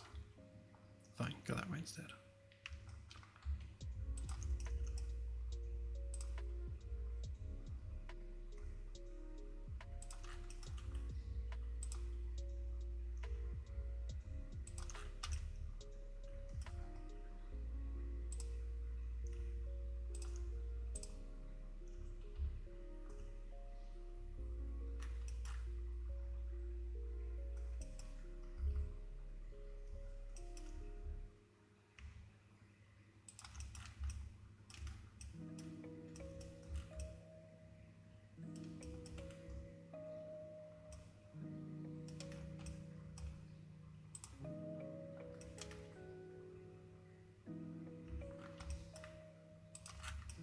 This is where I had to kind of kick myself and just say, stop fiddling with it.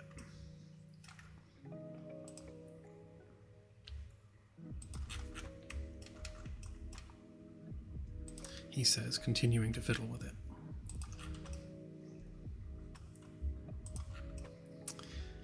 Okay, so supposedly, and granted I don't know how this works because I've never used this plugin before, but apparently you can move with weight, or like you can do stuff somehow.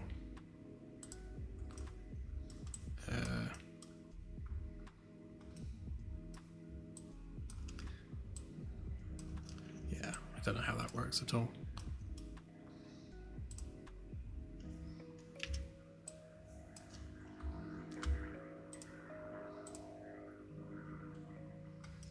So I know what it's supposed to do. You can do things like you could twist the whole mesh, but it twists it gracefully, so it makes it like a proper twisted mesh. But you can also like bend with it and stuff.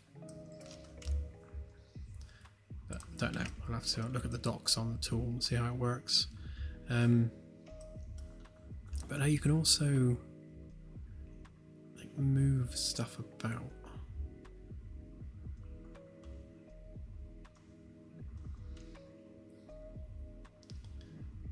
Ah, was it that?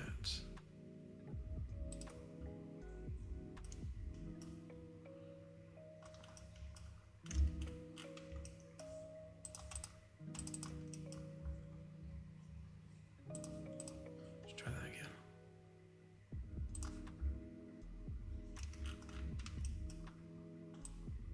Yeah, like that. Nailed it.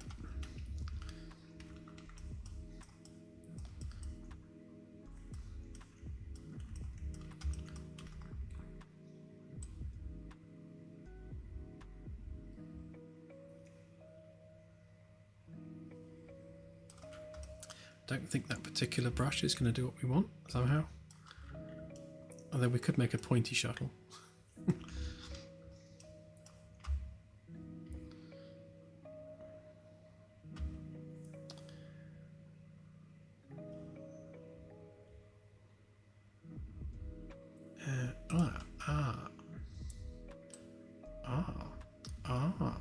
That's more like, yes. Right, hang on, that's what we want. So we want to grab only that bit. Am I going to have to make this a separate brush maybe? Because it's obviously moving based on the whole mesh, which we don't want. So if I just cut out the bit that we want to move, and make that its own group, then it should, yeah.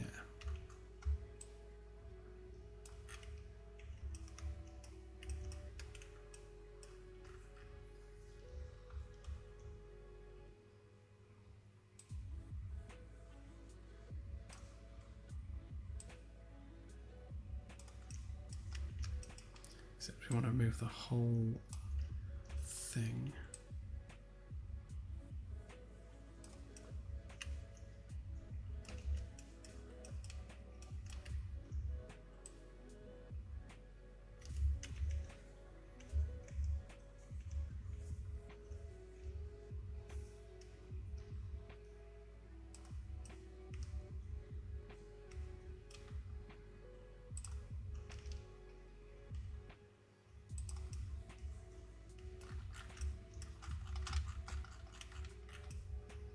Yeah, so that's what I want to do. Tip the nose up like that. So I think we just need to have a big enough tool.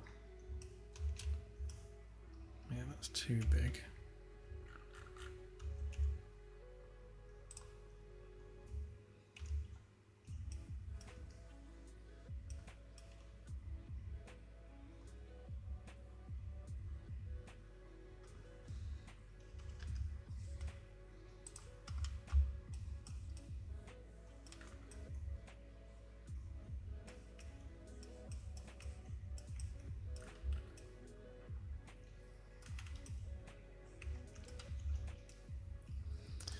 I agree. That is indeed proper useful.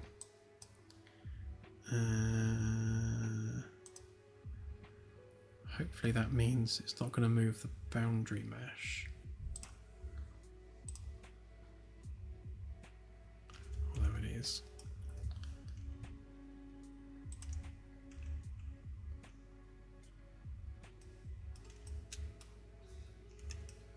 Kind of want it more over there, really.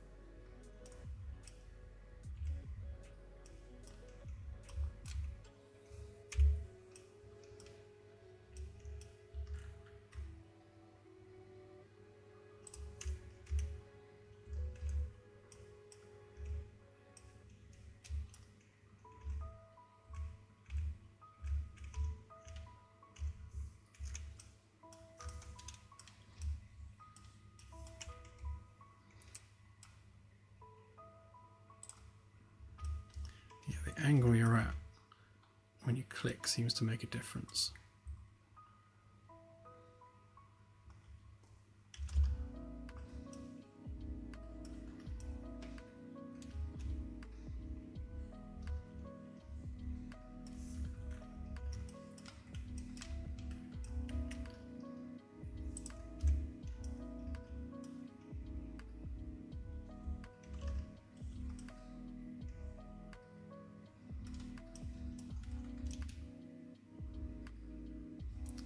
Okay, so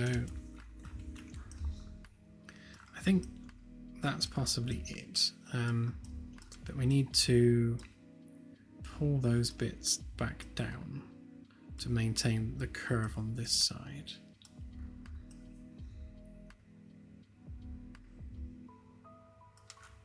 But yeah, I think from the side there, that's definitely the kind of profile I was looking for with it. We can just merge these edges back up again.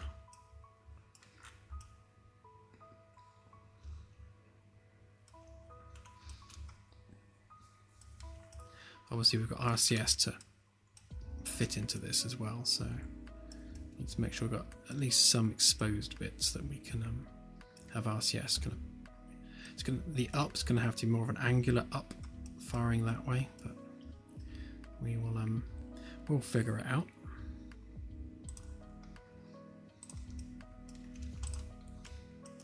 Alright, so before I merge this mesh back in again, if we just join it back up where it was, it's going to have to be precise, otherwise we have edges that we don't want.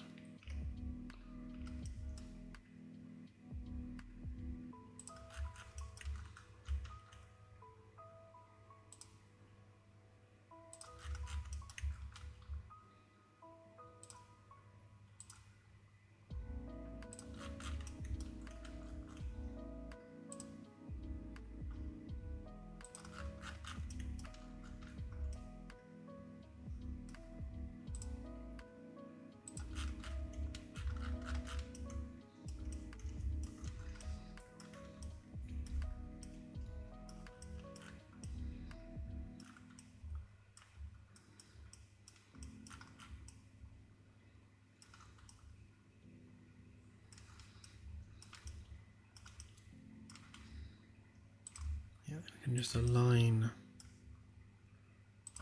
these.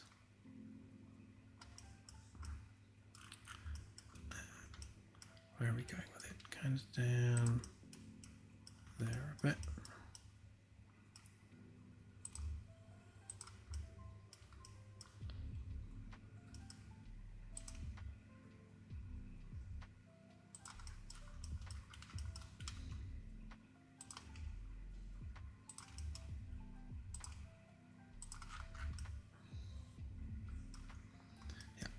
Do. And we can just flatten that off there.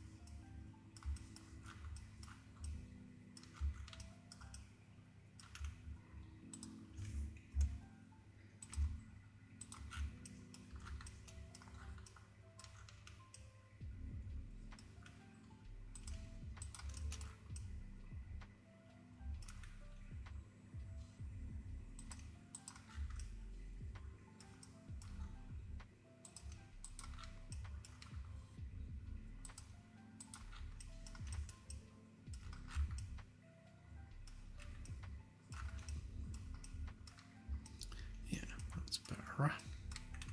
And obviously we got an issue here because we've pulled all this up. It now overlaps quite severely. So we need to merge these two bits together as gracefully as we can. I think that bit will happily join up there.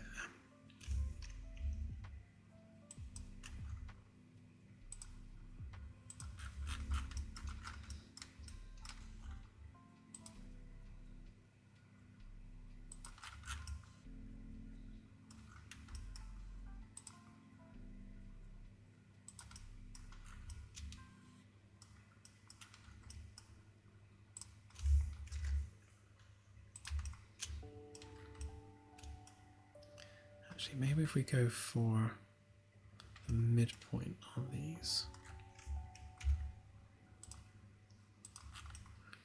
then we'll have to just tug it about a bit until it fits. Or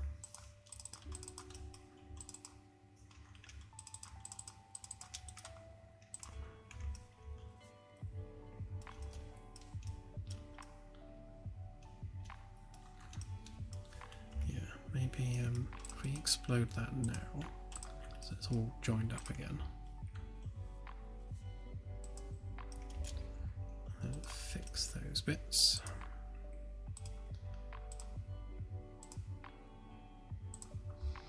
So this is why the edges had to join up like absolutely perfectly, because there's probably an edge there which is not. Basically got two vertices which are very, very, very tightly aligned.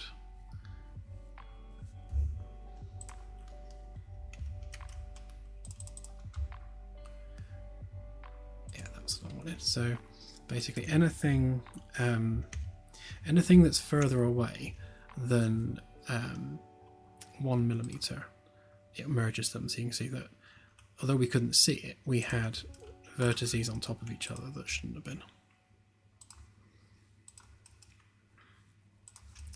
And that's fixed our faces.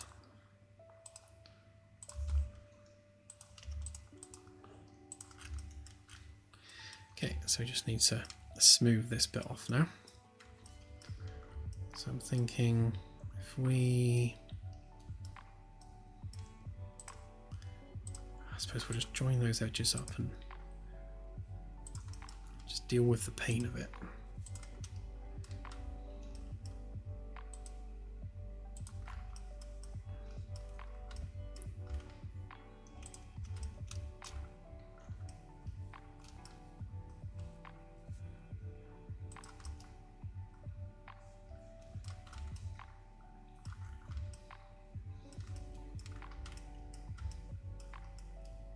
Actually, that's not too far off already.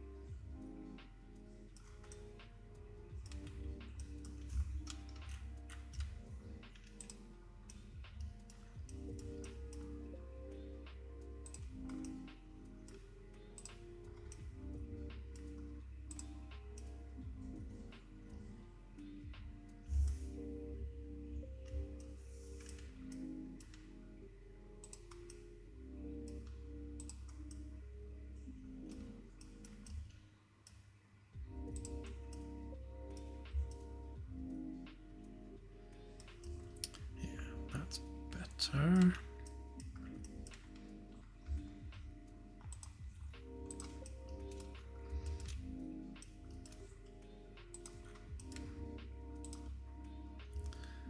Again, we'll just straighten up some of the loops a little bit.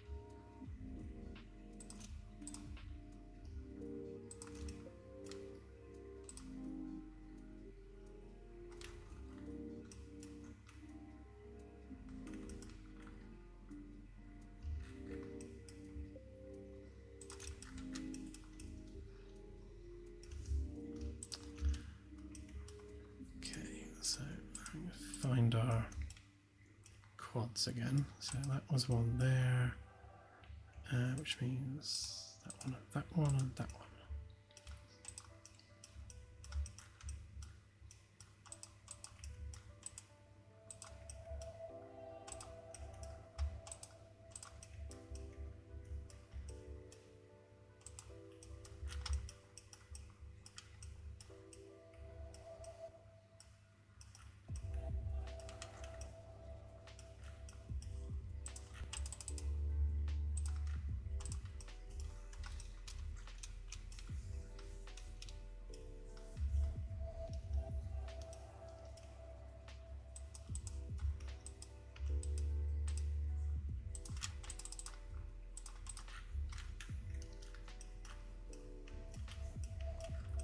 Be nice to sort this bit out at some point as well.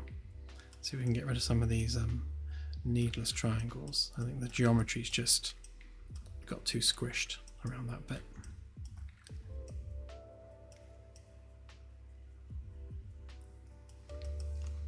Right, before we have a go at subdividing that again, let's just make sure that all of our edges are all aligned to where they should be.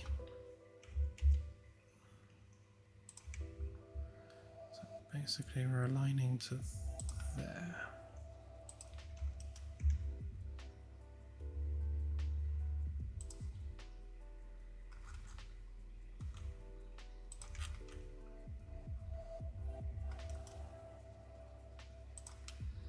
So if they're not lined up, then obviously when we put the two shells together, then there'll be a gap. That's not good.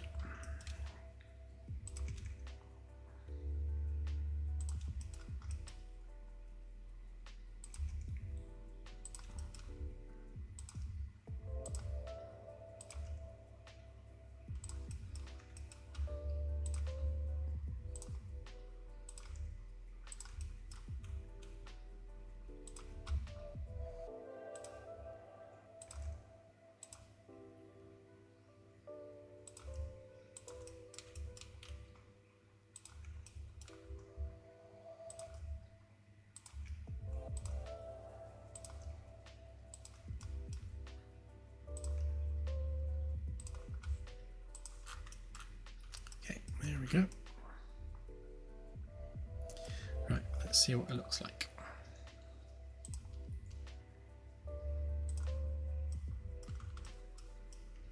So obviously we need to do the interior nose bit again, because we've changed the shape of it.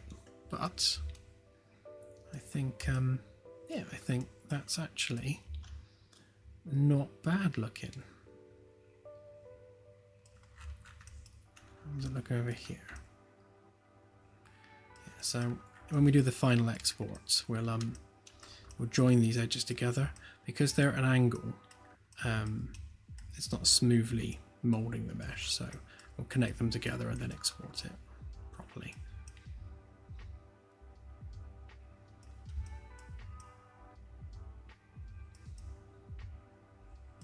Yeah, it's not a bad shape actually. I'm quite happy with that.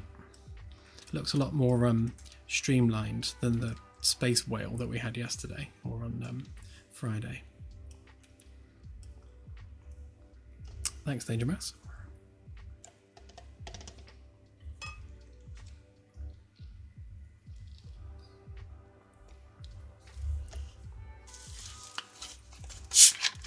Yeah, it's going to be nice to get this thing with some flight controls and actually start flying it about.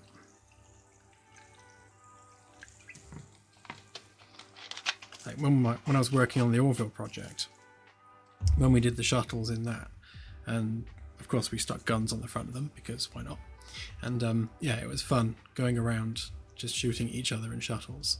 Obviously these ones won't have weapons on them, but I might stick a gun on it for testing.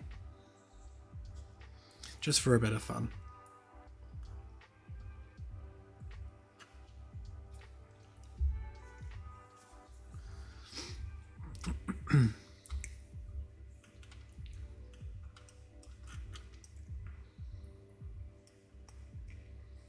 Yeah, I think the only thing that I would want to change is obviously this will be smoother when it's joined together properly, but this edge here, it'd be nice if that was just a little bit rounder, just a little bit smoother.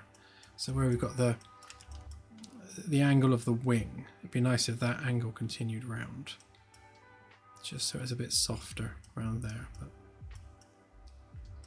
no, on the whole, I think that's a sleek little shuttle. And this will be the smallest of the shuttles. I don't think it's practically possible to have anything smaller than this. So yeah, and we may extend the back a little bit because maybe by one additional segment in the back. And extending it's going to be easy because I guess that's why using subdivision modeling is so nice, because the base geometry you're working with is really simple. Actually, speaking of that, we're going to move that back so it matches this one. What does that look like? Oh yeah, it needed that.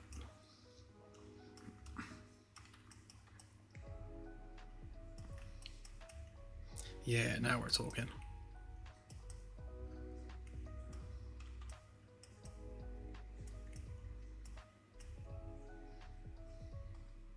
I kind of want one for real now. Not a bad daily driver.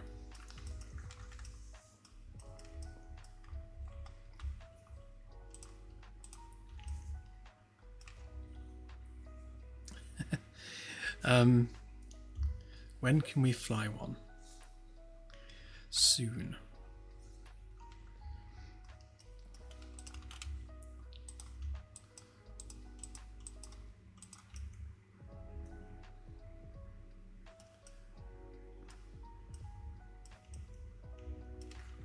What's going on there?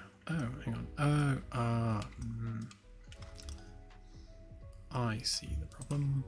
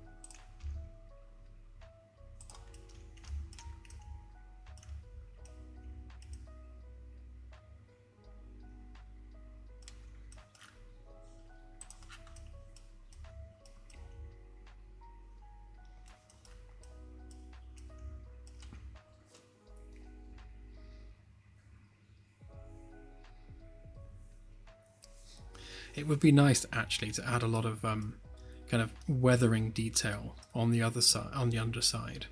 Yeah, if we take the patterning that Starship has from its re-entry, then yeah, that would be quite nice. Just to show a bit of wear on it.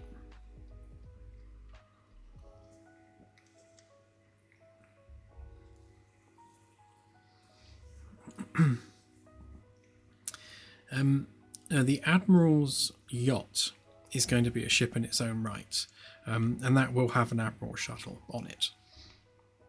I guess in the same way that the Caravella will as well. So I imagine with every main vessel that we make, we'll give it its own kind of shuttle design.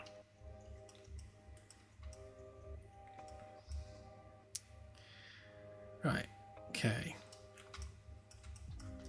And for our next painful job, we'll make ourselves a window. So just make sure we got the height right. So that's, yeah, that's 95 centimeters off the floor. And equal in height to that one.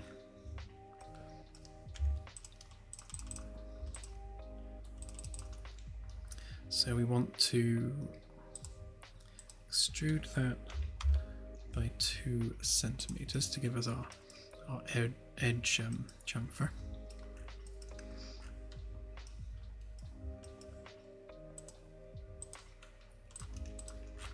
Get rid of the bits we don't want.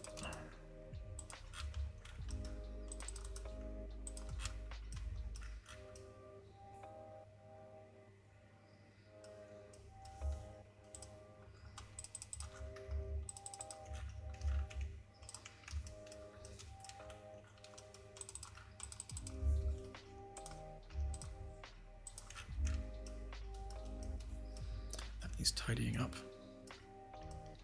I'm probably going to spend far too long tidying up the edges. I can hear Claire in the back of my head now going, "Stop fiddling with it."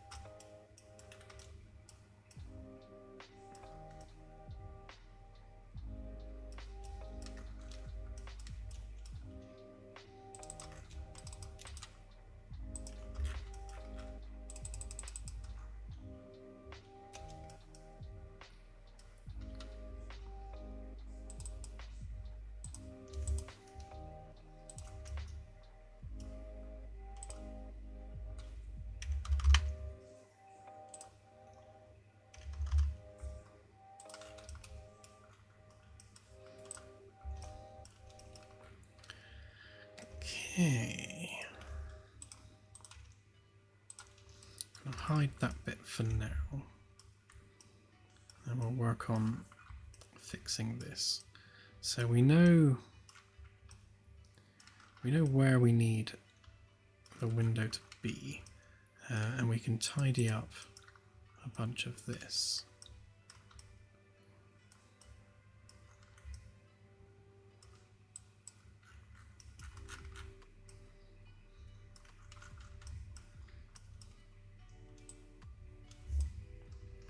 Oops.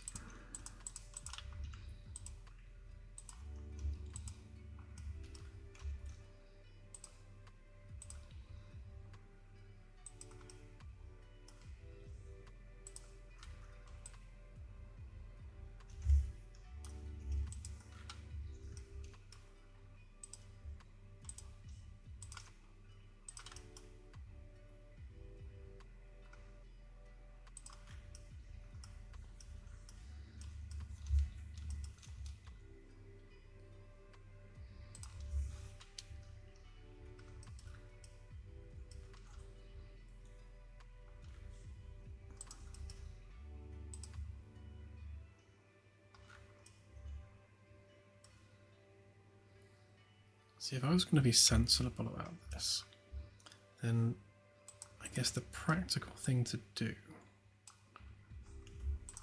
would be to join that to there.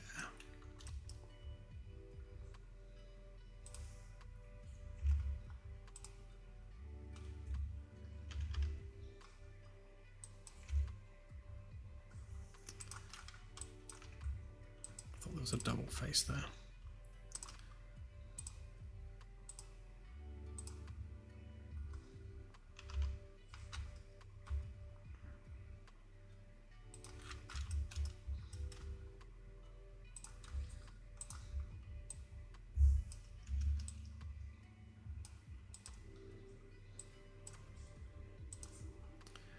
So if we do that,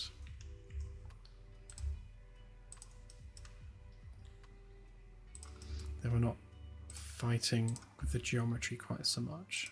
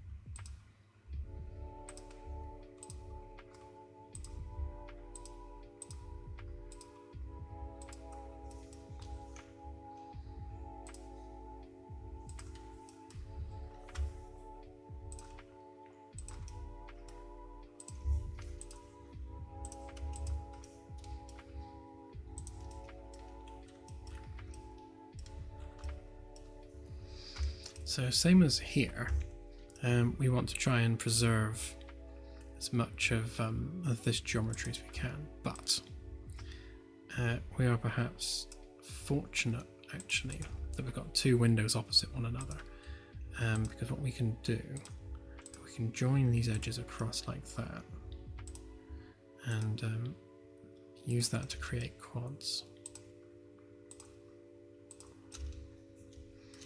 Which makes our lives somewhat easier.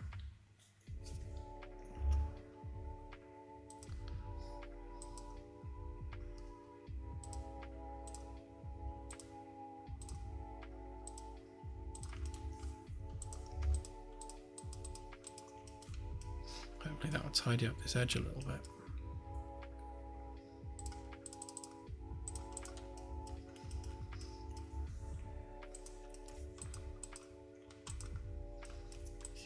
Moving on down.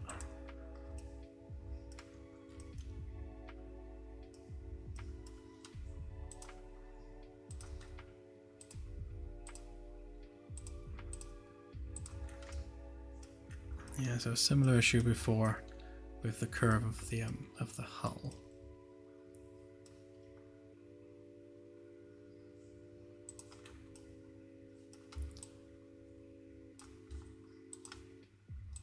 Fix that a little bit.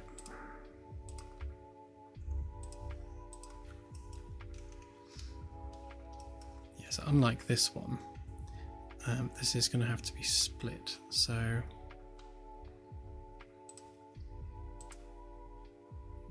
we can do that.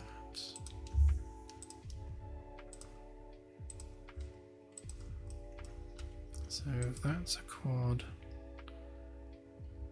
and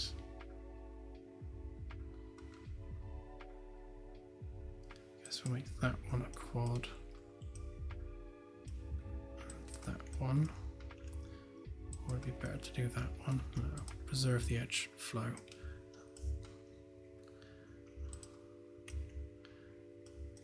Which means that becomes a triangle, although that's the bit we're cutting out, so that's actually all right.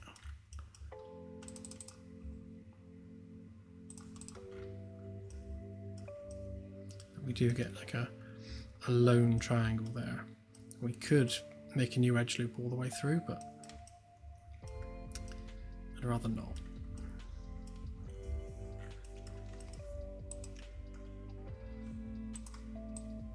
So if we get rid of that,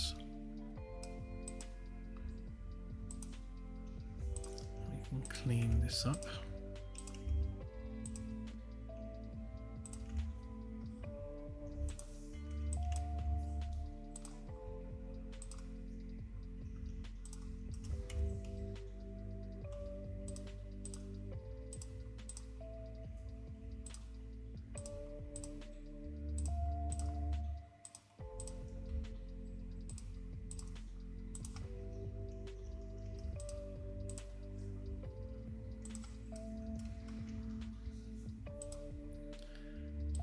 So you're a quad, you're a quad, and you're a quad.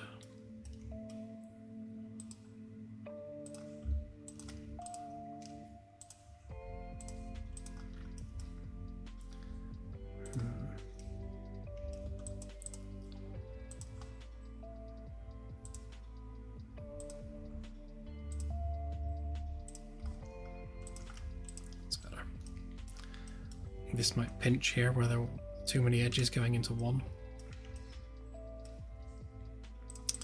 I wonder if I can maybe improve that a little bit.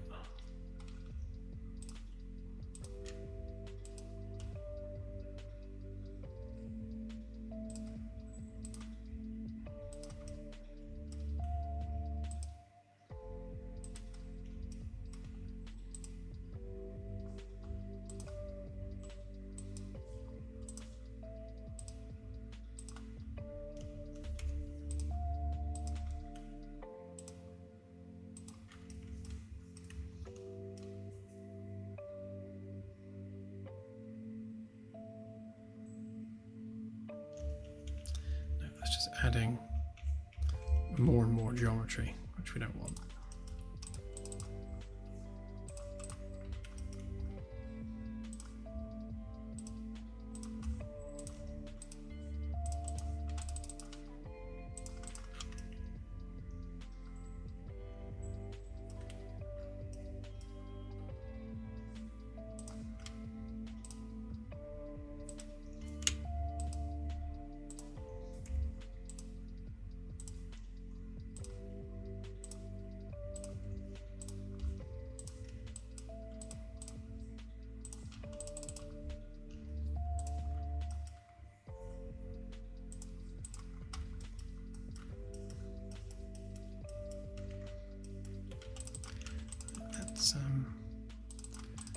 Let's cut out and hide this window.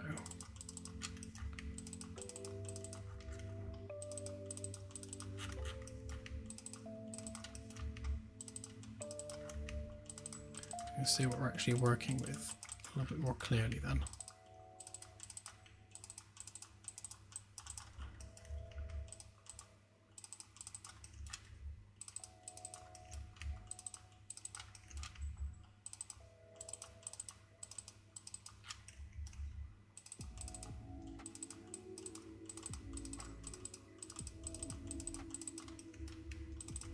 Apparently this new plugin has draw to select,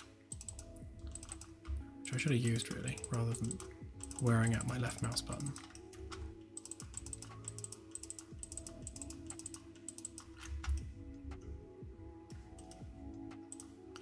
So take that out of the group, pop it there, and then move it up next to the other one. Fix that. Oh. Fix them afterwards. Right, that's better.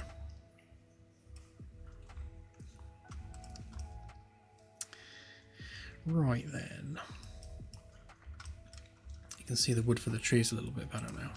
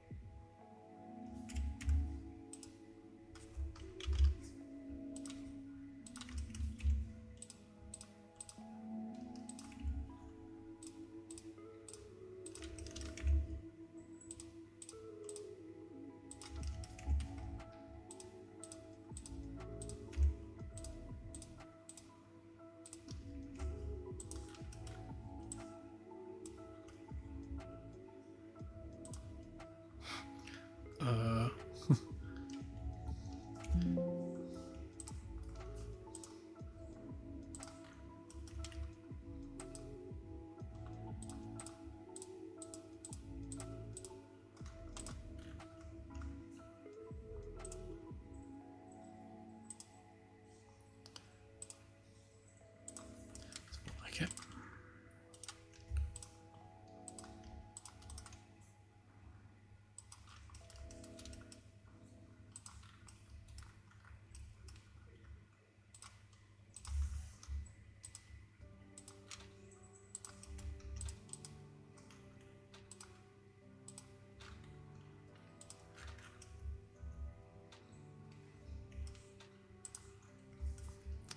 Okay.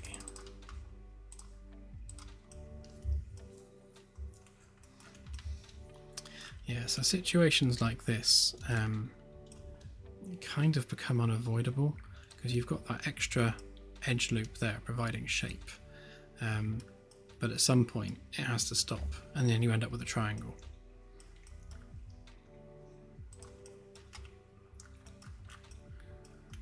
Let's see if we can just smooth this off a little bit.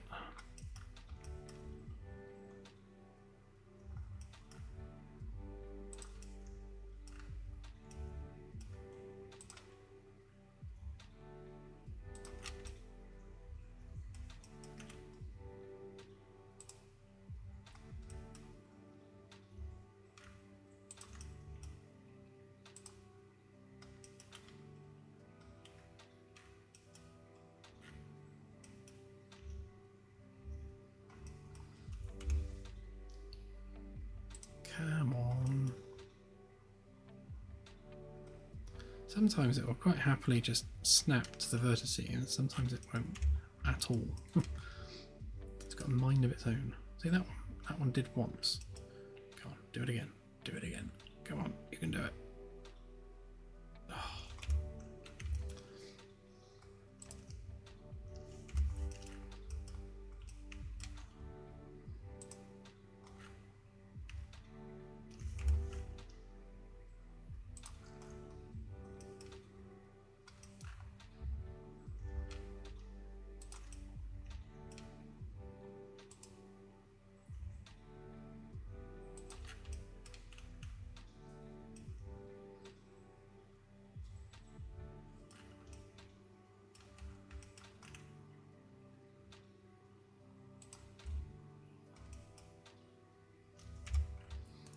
Wow, it really doesn't want to snap to that vertex. Come on. There we go.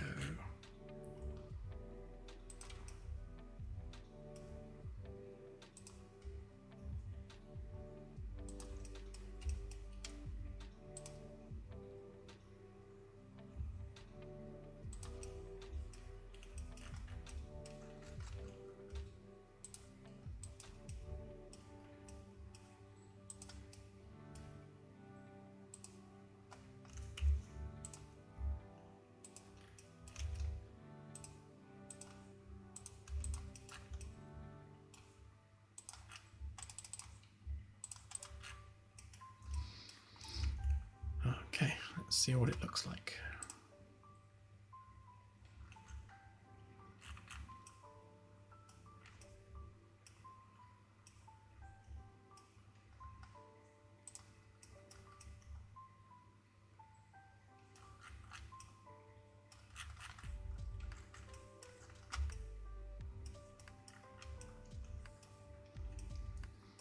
It's not altogether an unpleasing shape.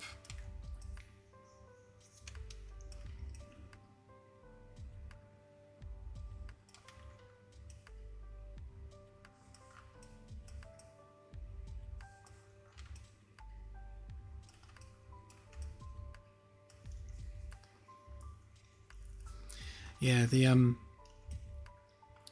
issue with the side window is just the awkwardness of where the geometry was placed.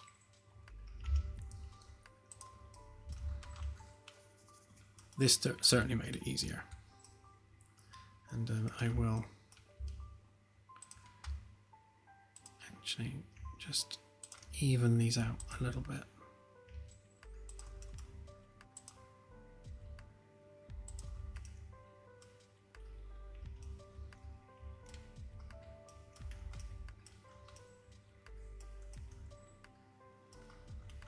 See the awkwardness you have somewhere like this. You've got, obviously we want to maintain the arc of that curve, but at the same time we've got the arc of that curve that we're also trying to maintain.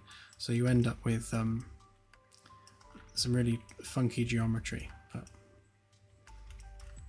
it is what it is. Bear with me 2 secs. I think one of the cats has a mouse.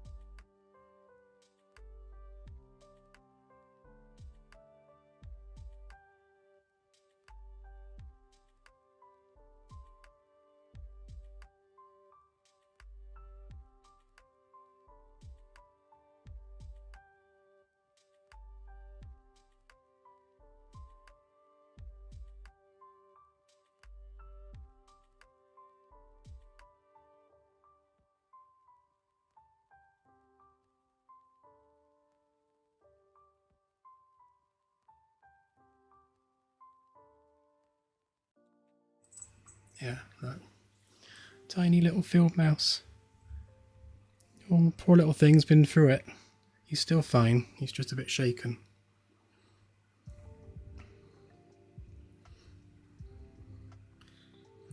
Yeah, this is poor little heart's going boom boom boom boom boom. I have to put him in a box if you just bear with me a sec. We have a tub full of hay that we rescue these poor mice in. That's what you get by having 4 cats.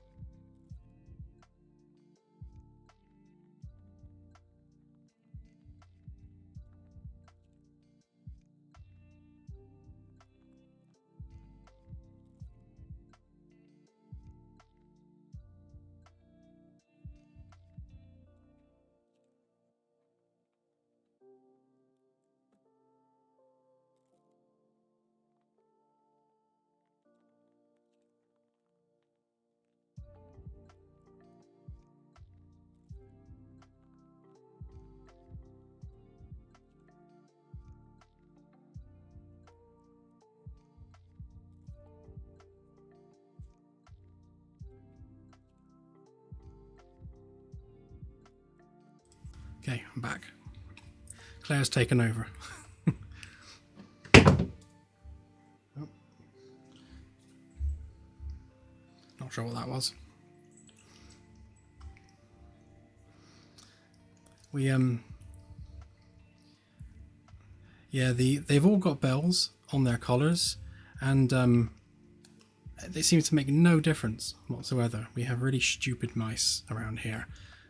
They don't seem to care that there's a big dingly thing running towards them.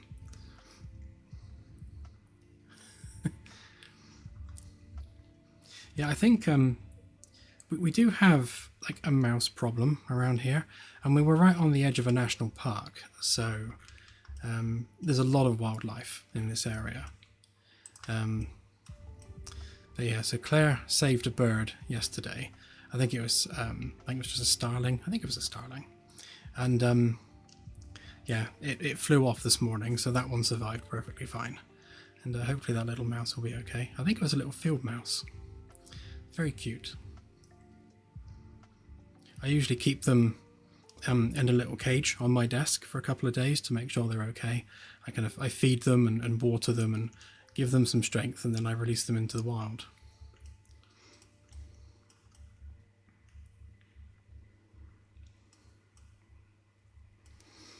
The seagull actually did. The seagull was fine. It went to a rescue centre locally because they have more room, and it kept pooing all over my office floor. So I have carpet, and we can't have seagull poo all over the carpet. So, yeah, it was getting a bit big, so that went to a rescue centre. But yeah, to the best of my knowledge, it was fine. And it, when we had it, it could only look backwards, and we don't know whether it had like a neurological issue or whether it, it suffered trauma or something. But after a couple of weeks, it was fine, and it was feeding itself, and so we'll class that one as a win as well. It's like a constant battle, us versus the cats.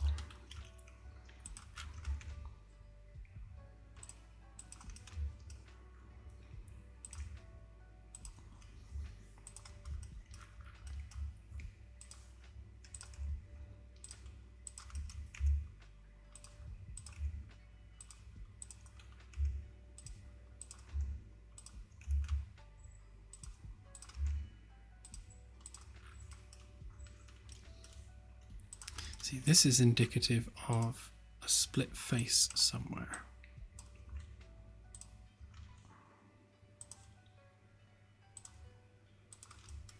Oh, is it that line? Yeah, there we go.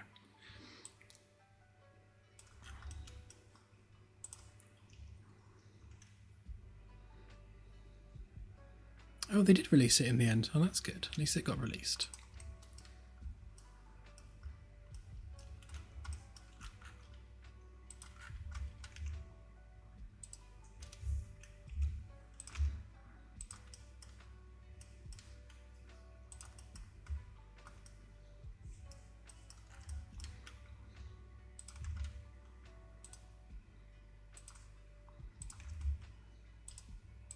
Yeah, but I can totally see us opening an animal rescue sanctuary at this point. The amount of stuff we end up rescuing. And the seagull wasn't even our cats. That was, our kids found that on the side of the road. So whether it got hit by a car or something, we don't know, but I can't blame that one on the cats.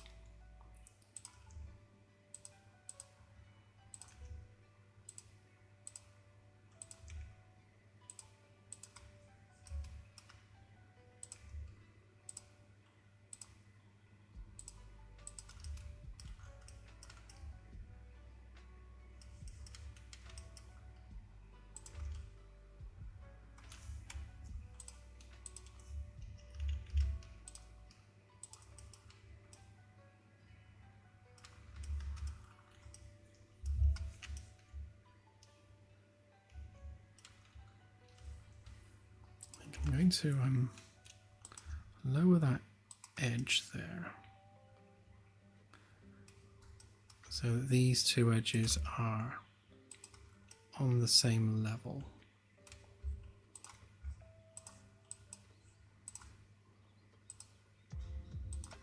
There we go. Let's just sort that out.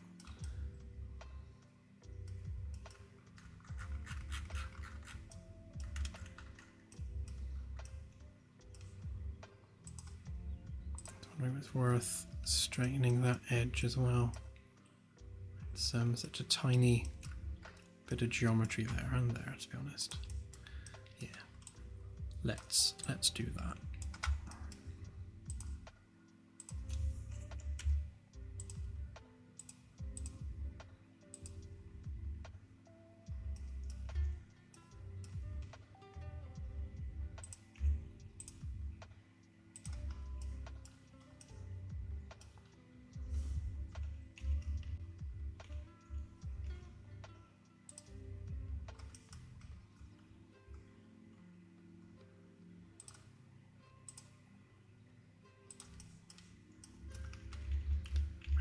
Capture where those points were.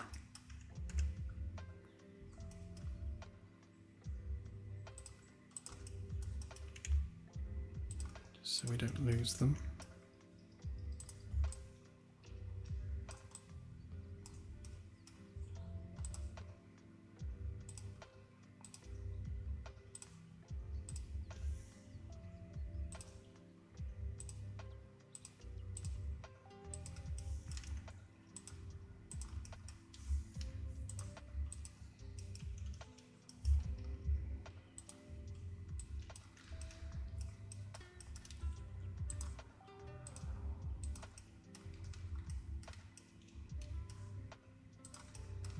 same problem there as well.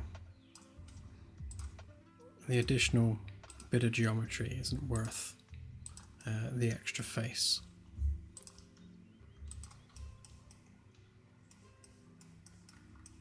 It's a bit neater.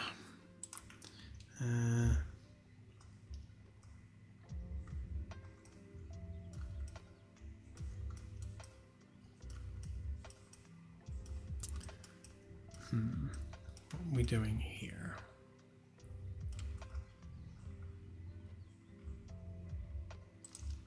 So ideally, that needs to be a face.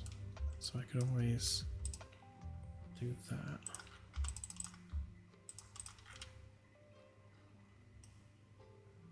Creates, it's kind of breaking the edge loop across there, but let's see what it looks like.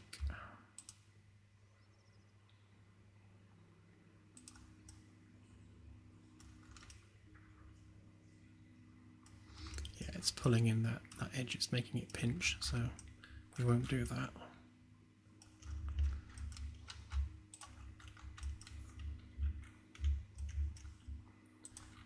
Which means that's going to have to be a triangle, but they both will be.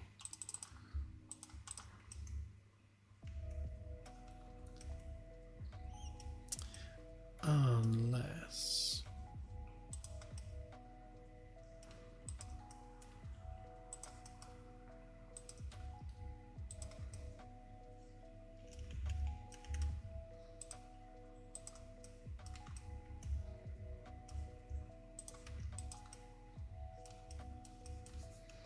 I can kind of chase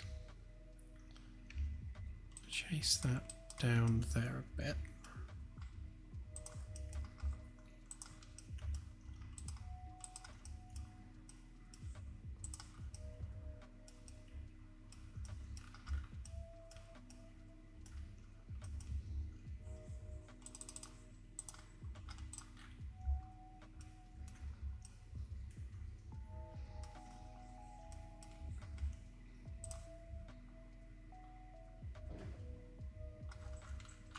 Okay, and then we want our edge there.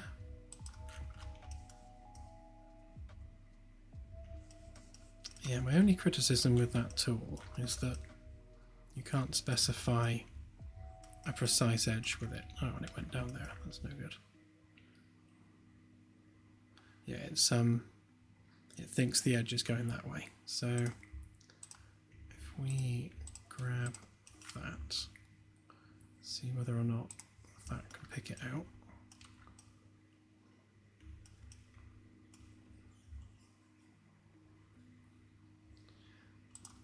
Then no, that's not going to do it. Right, okay, so we'll have to smooth all this off into continuous face like that.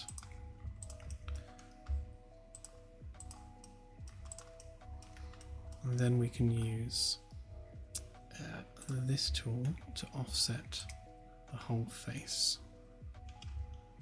Like that, which will have caused issues, of course, because these things always do. But if we then fix that,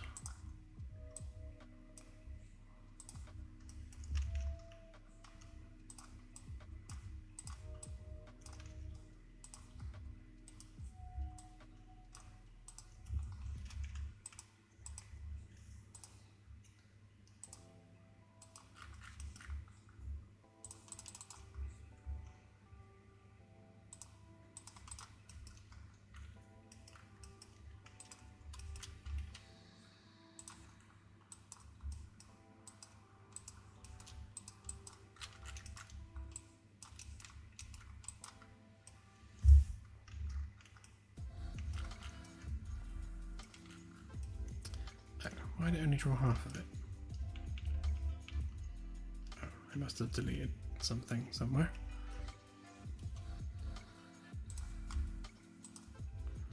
Oh, I see. It's still registering as a curve.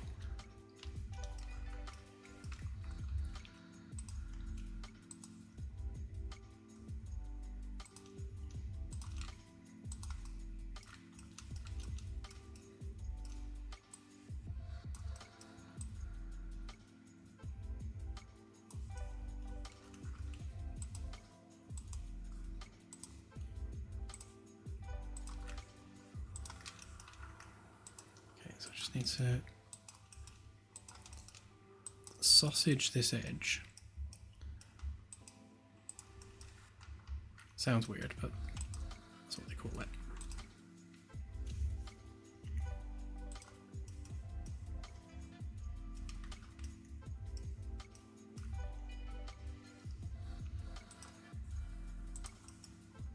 Yeah, so if I do that, should, yeah, fix that. Oh, except it's done it terribly.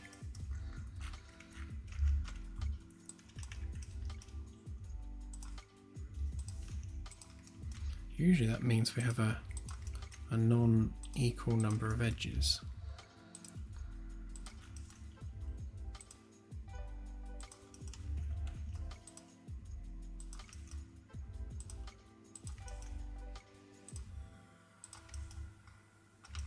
Ah, yeah, we do. Oh, no, we don't. No, ignore me.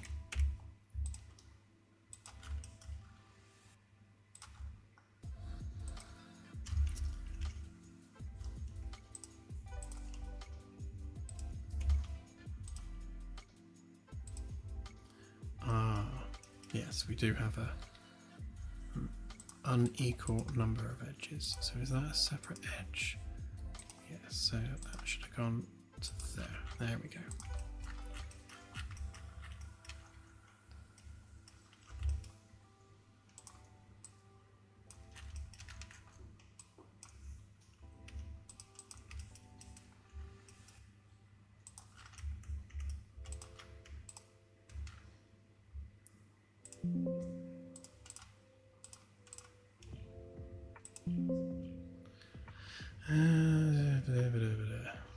No, don't want to do that.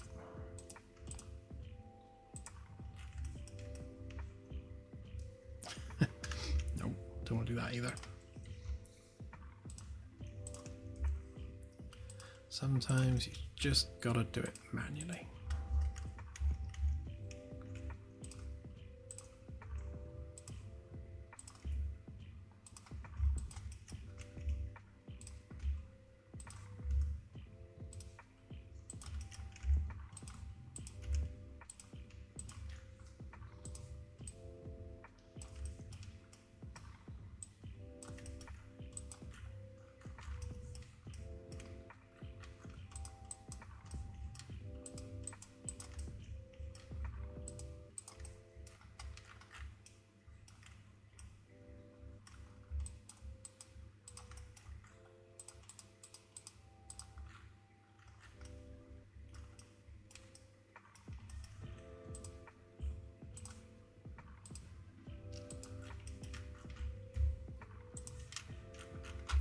So usually that means there's more than one face. Oh, yeah, there we go.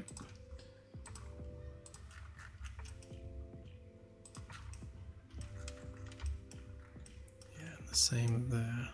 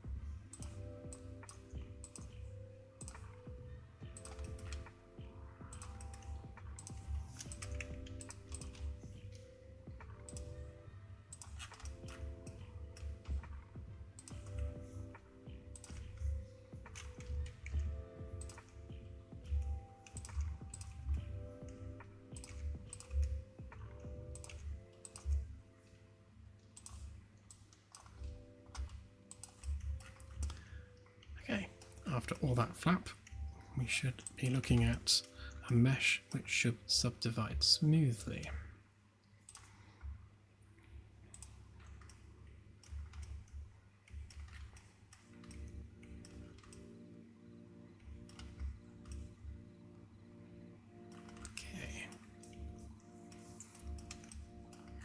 could be worse. Yeah, these edge bits here are yeah, admittedly not great, but I think we'll just cover that up with hull plating, and you'll never know.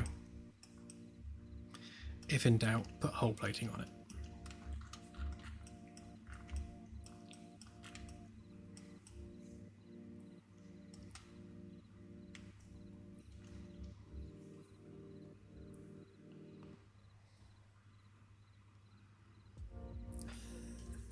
It's alright, Delta, you can raise bugs.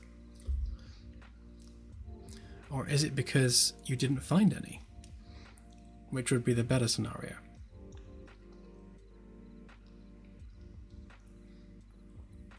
Good night, CSI. Have a good one.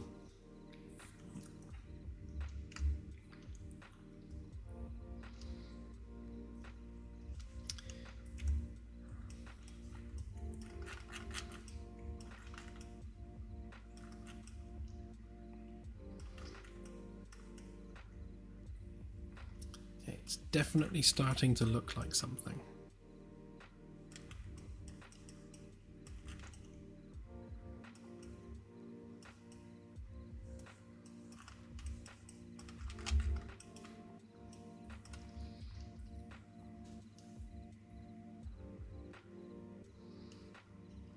That's true, that's true.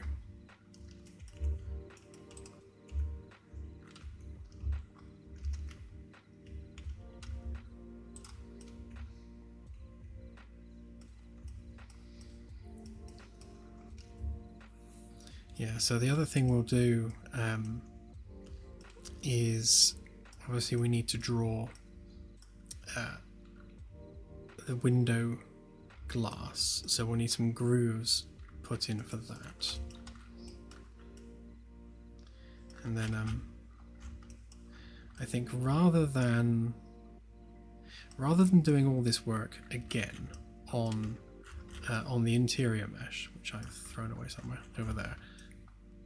Yeah, so rather than having to cut all that through a second time, I think what I'm going to do, I'm just going to extrude this again inwardly by 10 centimeters. And then basically the job's already done, which just makes life that much easier.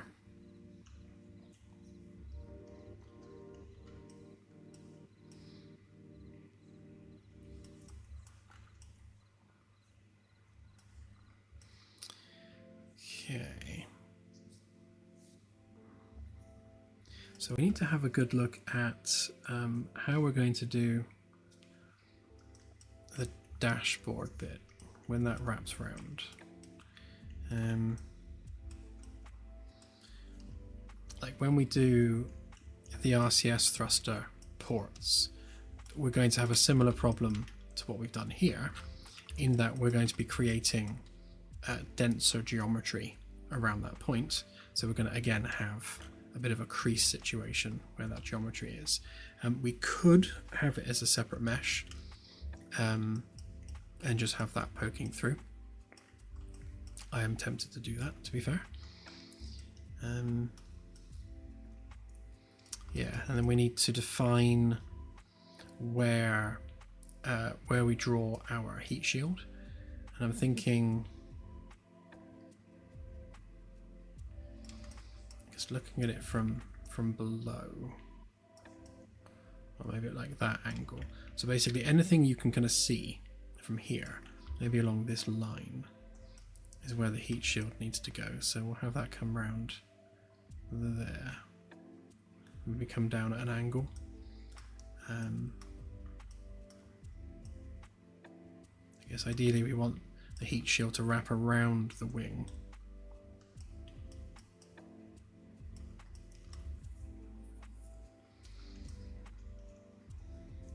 Which means we'll probably end up adding an edge loop across here anyway, because we'll want a bit of an indentation where we build the geometry for the heat shield. Just thinking, it's probably worth keeping this smooth as our as our sheet metal hull. And then we can extrude bits of it at a time to do the hull plating. And we won't make that super big.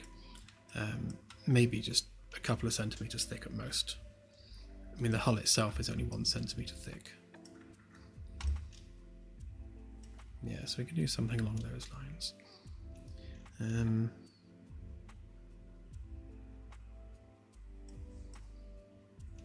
Yeah, and then we'll have it wrap around there.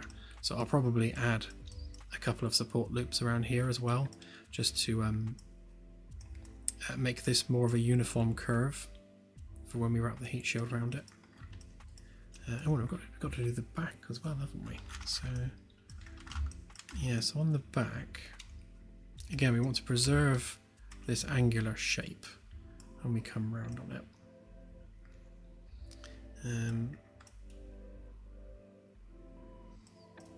Yeah, I think we'll have the back section separate, maybe slightly indented, and then we'll have the boxing for the engine come out slightly, and obviously the wings taper at the back anyway. So we'll probably have the engine box work that comes out maybe half the distance of the wingtips. So the wingtips are always the furthest thing back, and we'll bring the engine nozzles forward a bit again, so that the wingtips are always the thing that sticks out the most.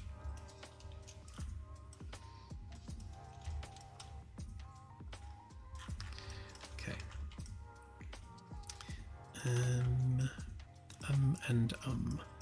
So I think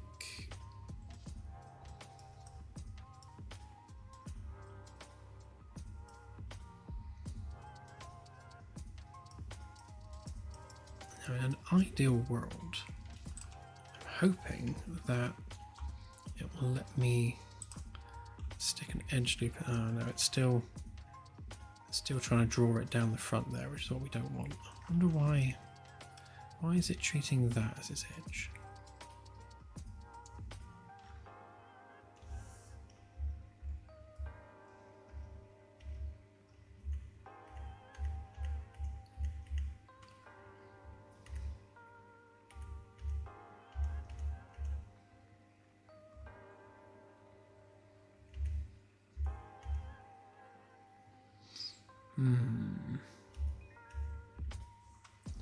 What if I confuse it?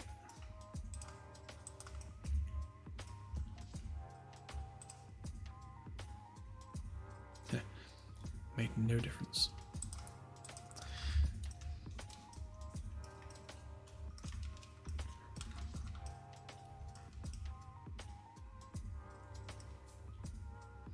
Good night, Jim. Have a good one.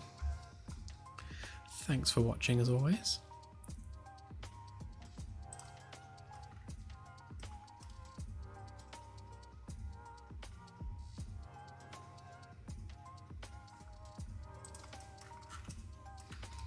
Yeah, I think it's wanting to continue and loop around as much as it can, which is no good for what we need.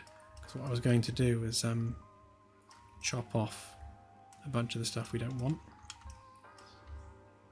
I might just do it manually, to be fair.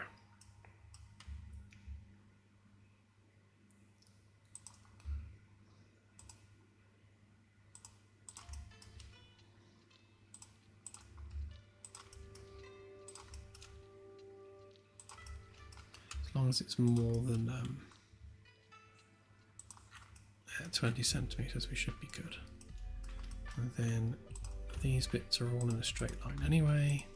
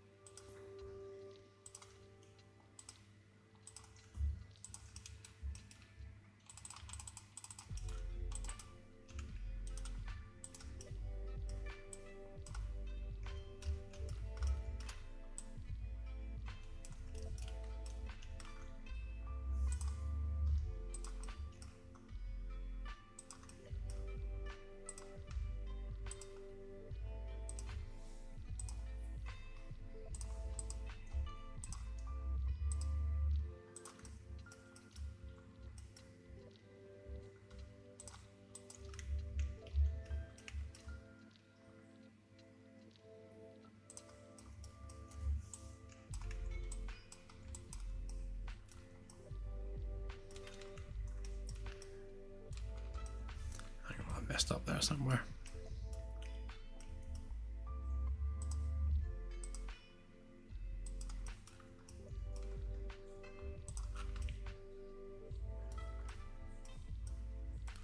How have we ended up with an extra face?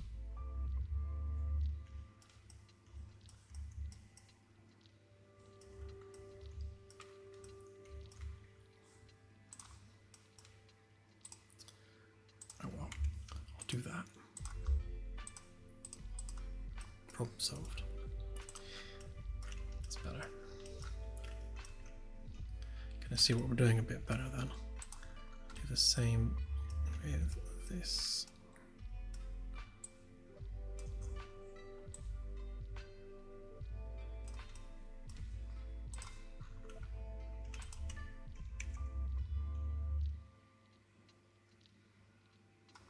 If it lets me, of course.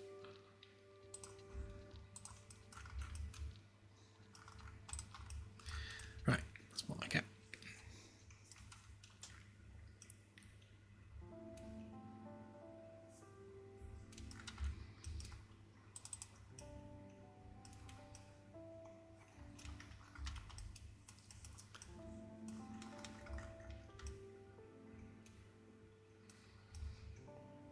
Okay, so from the perspective of the cockpit, you've got quite a lot of like nose in front of you. So if we're kind of treating that as a bonnet, there's a lot of bonnet in front of the car. Right, let's grab that again.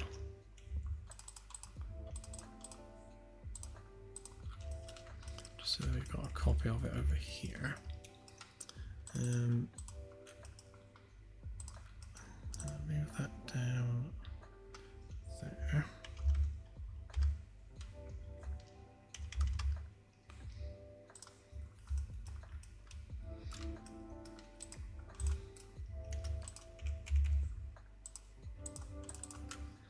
Right, so what I'm going to do is extrude this face and then make another internal bit using the same angles and everything. Although we need to do that without this bit. Yeah, without any of those bits.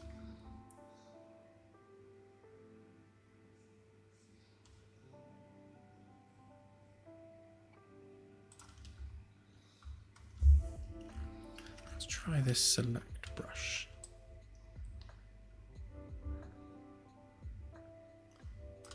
It's better than clicking.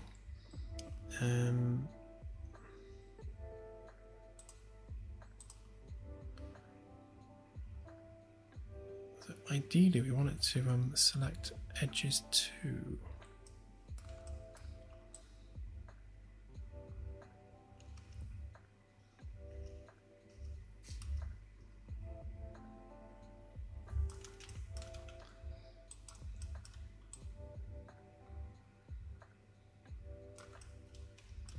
This is so much nicer than just clicking on it a lot.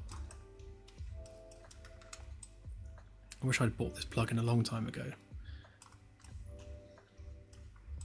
Actually, I picked up another plugin, one of the Fredo 6 tools, and if you're a SketchUp user, I'm sure you've probably used something he's made at one point. He made it about a month ago, and it allows you to bend a mesh along a path. And this is good for things like wall panels, because it means we can select any shape of panel we want and then bend it to fit the curve of the wall. So as long as I make static end caps, so the end cap would be basically the bits of the panel that have the bolts in at each end, but the bit in the middle is largely just a flat curved piece, and then we can bend that flat piece around a path and then just put our flat end bits, our end caps, on the end. And that means that I can really like push out wall panels really quickly without having to go through and model all the bolts and everything every single time. It's going to make life easier for sure.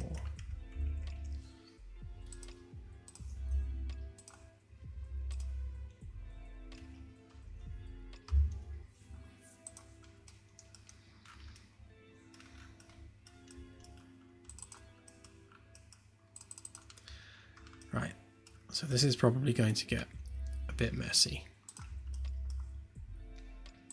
So we're going to take that and we're going to bring it in by 10 centimeters.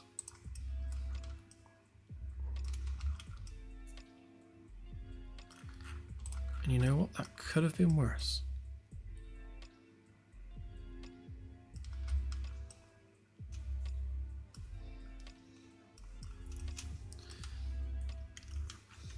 I wonder if it will let us do it on a separate layer. No. Right, I'm going to take a copy of this. So what I want to be able to do is when we do our extrude like that, I want to be able to just select the bit we want and not all the rest of it.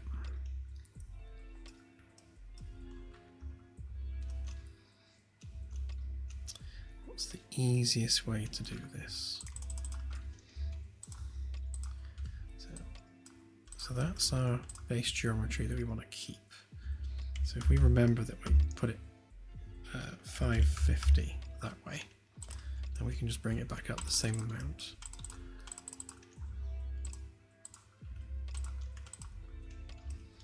Now all we need to do is just cut out this.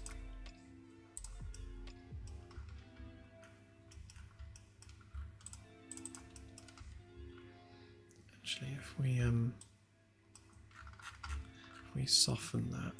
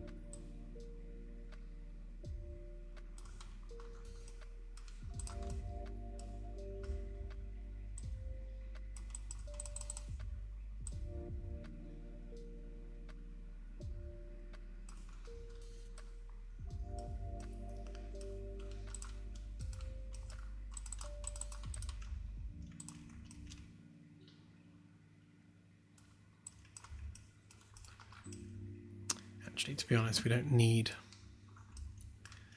the bulk of this, do we? Because we're going to be redrawing that interior bit, so we can get rid of all that.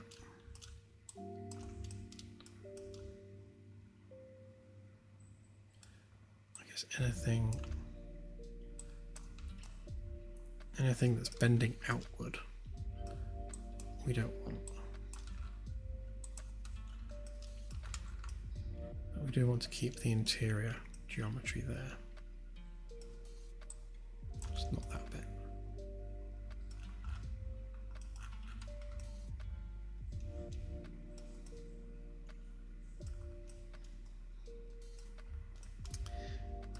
Right. And we can paste that bit back in. And they should be completely unaffected by one another.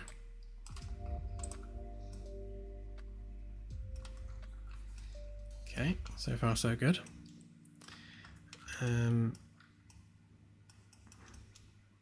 Yeah, so our floor height is a bit different. because our floor height is 30 centimeters up. So if we grab basically that,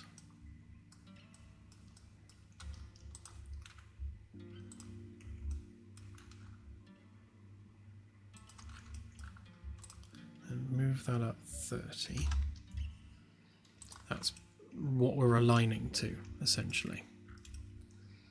So we need to make sure that we align all this internal geometry to this, and then the rest of it's flexible.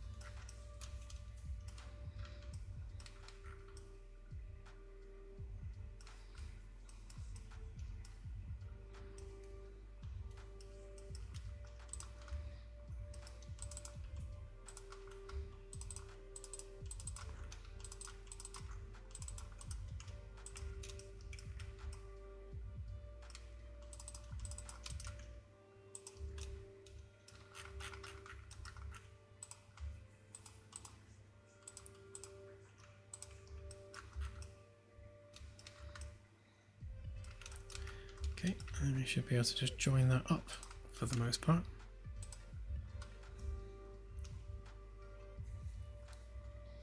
Oh, I knew I could hear another one out there.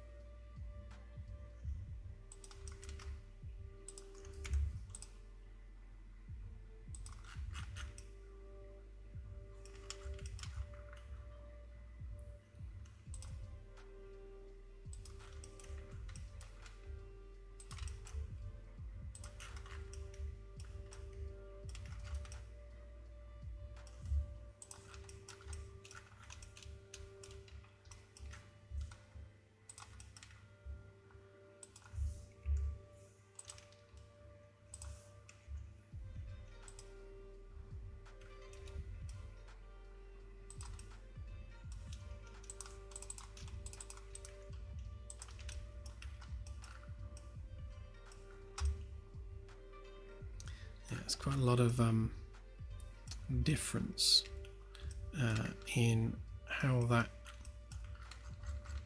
that's come around that corner. So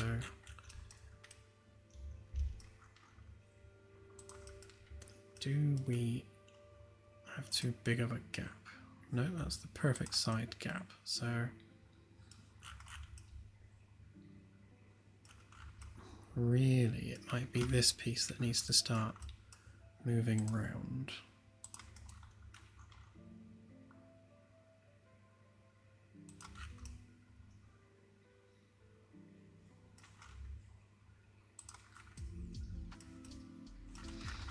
This is where the chairs are going, so it has to be reasonably flat. These bits here should all be fine.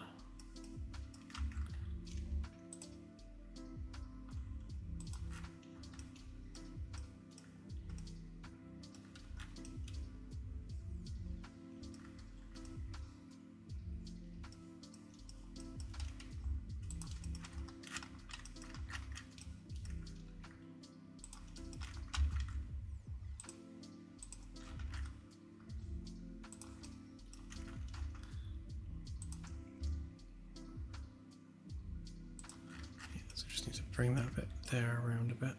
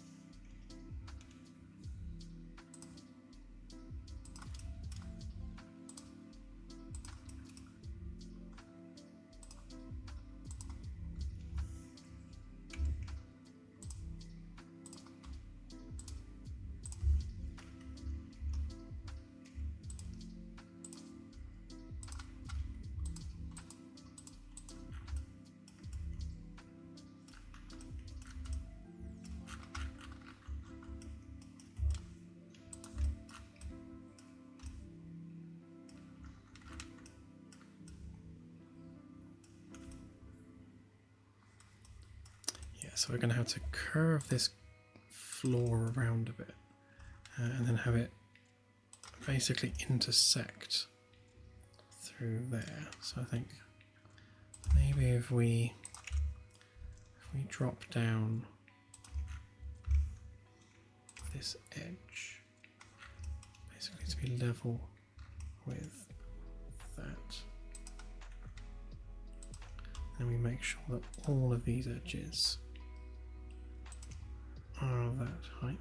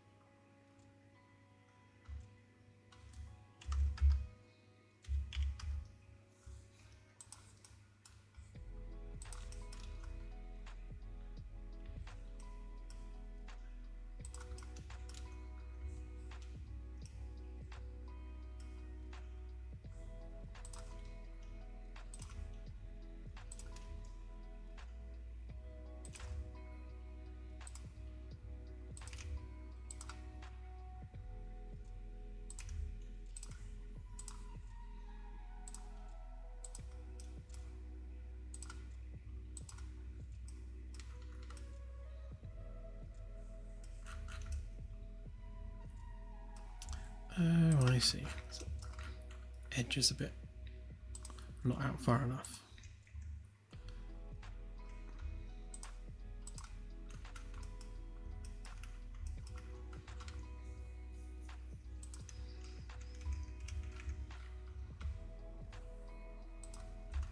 Yeah, that's what it is. These edges aren't where they should be. Only by about ½ centimetre, but ½ centimetre makes a difference when you try and draw a face. Right, so that's our floor level through there, and then that's our subfloor cavity. So we can get rid of these faces under here because they're no longer needed.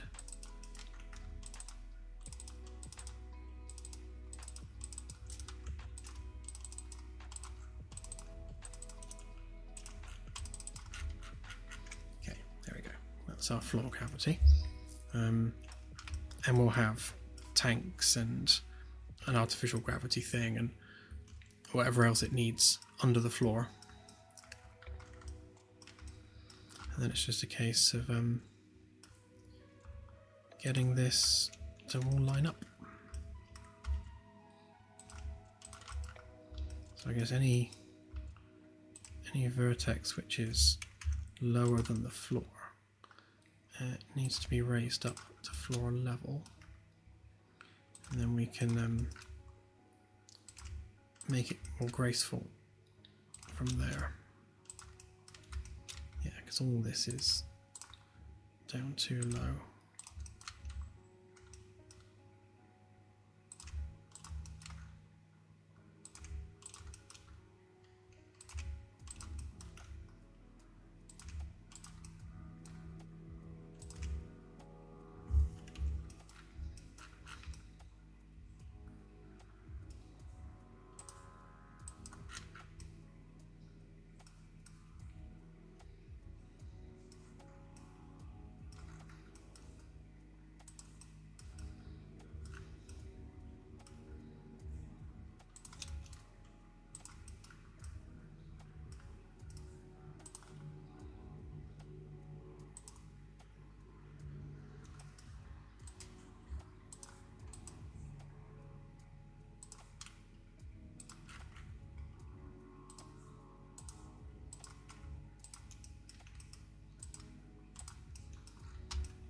Yeah, if we can follow these edge loops around, then we'll just blend them in to give us our curve around there. And the same on that side. So let's just go ahead and get our triangulation done, and also make sure that our ceiling is where it should be. And I think, to be perfectly honest, there's more geometry than we need up there, so that can all get lost.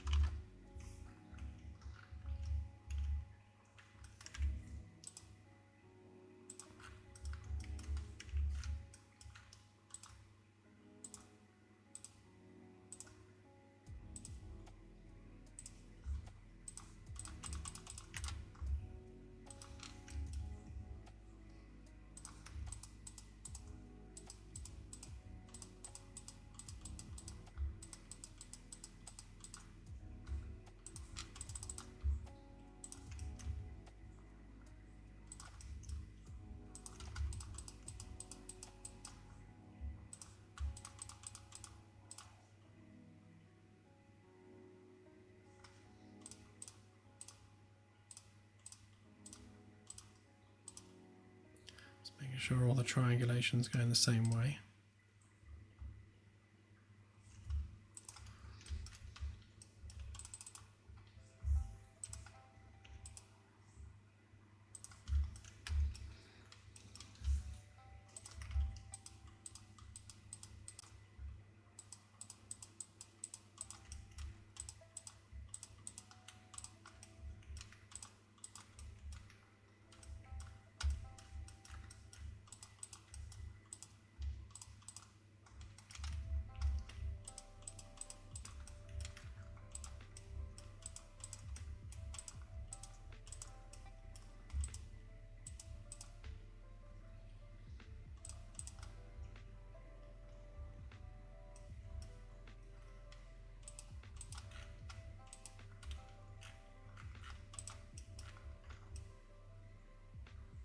Ooh, that needs fixing.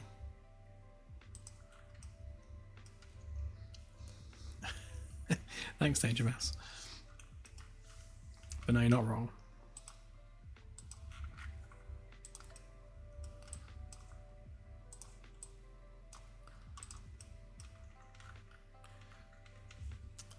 Ew, what's going on there?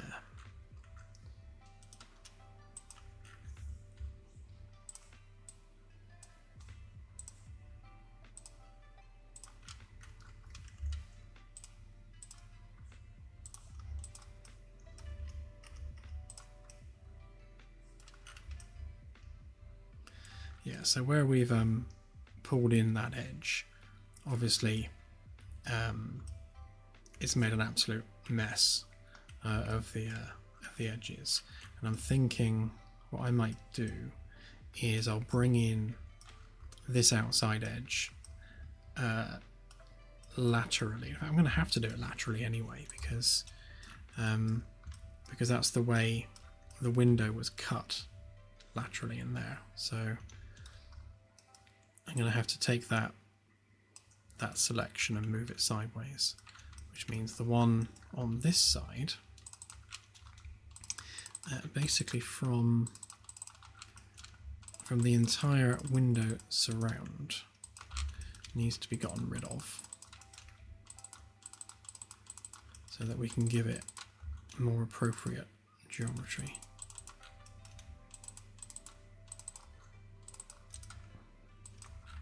Yeah, so all that, nope, all that needs to go, and then all of that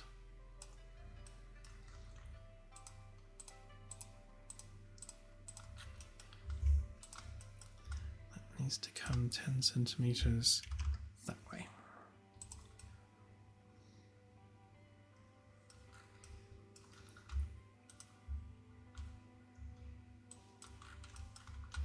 That's it, and then we can just rebuild those edges.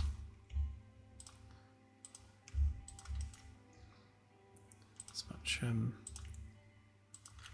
gives us a much neater result overall.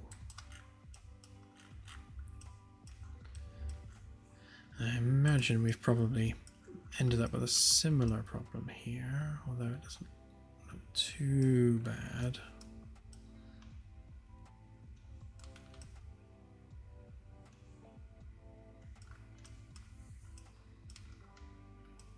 Yeah, I'm going to have to adjust some of this to make sure it goes all the way up to this edge. Obviously where it's done its subdivision, it's going to brought it in a bit more so than is ideal. But that bit's fine. And to be honest, it's nice that it has, because it gives us more of an edge rather than like a sharp edge on that glass.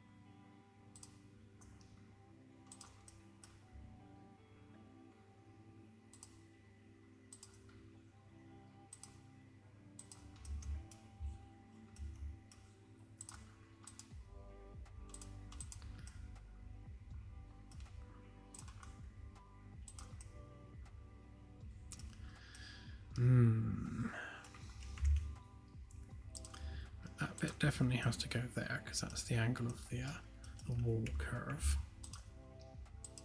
So that one's a no-brainer. That's up for debate. In fact, that can be a quad now.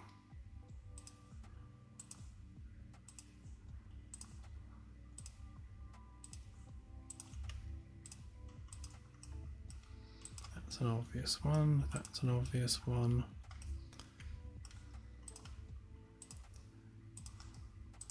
That's an obvious one.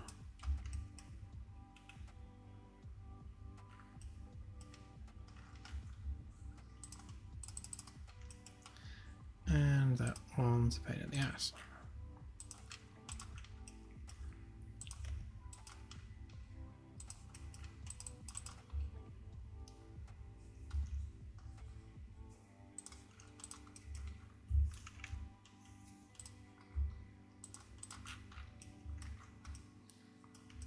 Yeah, I'm going to have to clean it up like this, I think.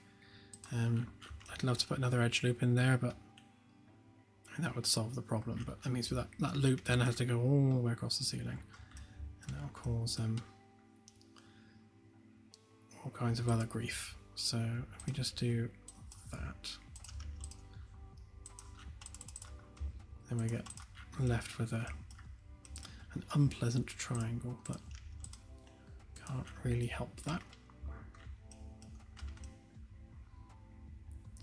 Yeah, that needs fixing.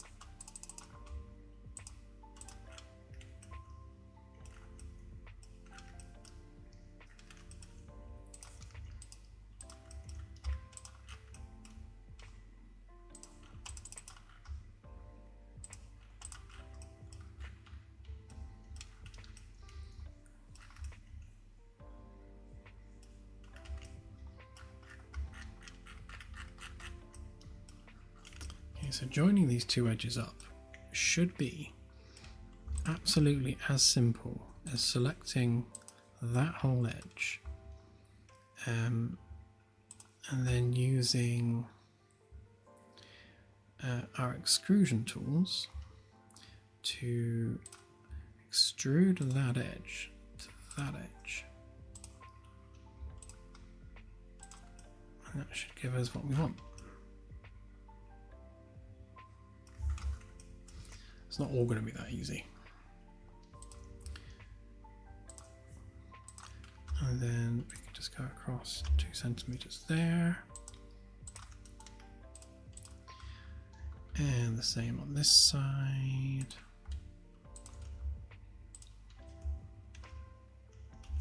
Oops. No, we want to select the whole thing, please.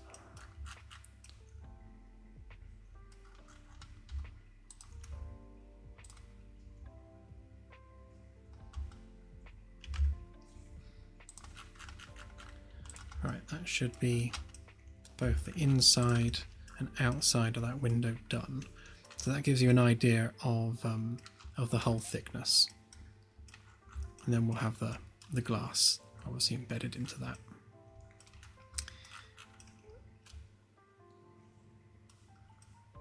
Okay, let's see what that looks like.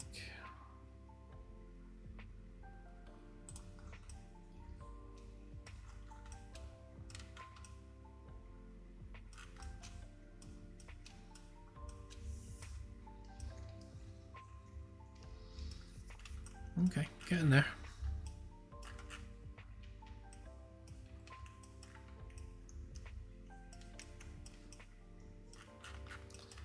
Yeah, if we go and have a look at the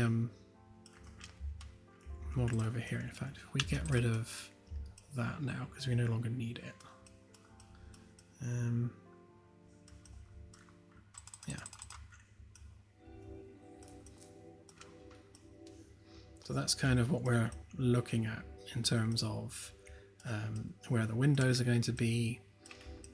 We'll wrap that round. I think we can probably get away with moving the chairs forward a bit more, although we need to be conscious of our headroom. And yeah, we'll wrap that console around. Maybe have some kind of central column there as well. And yeah, then fill the dashboard with bobbleheads. Not quite sure what else we can put there really.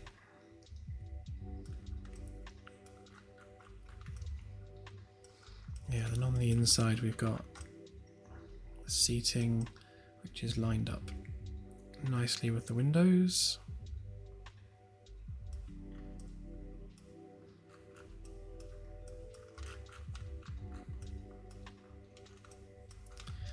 Okay, so before we go, let's go ahead and I guess export that. So if we let's undo the subdivision a sec. Just make sure that we can get rid of the thing we're getting rid of. So that's just the internal face there. Yeah, so we don't care about that.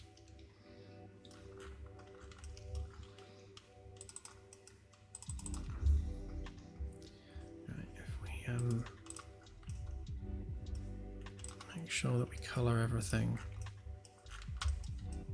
with our base color. Then we can hit subdivide. Make sure we've got enough faces. Yep.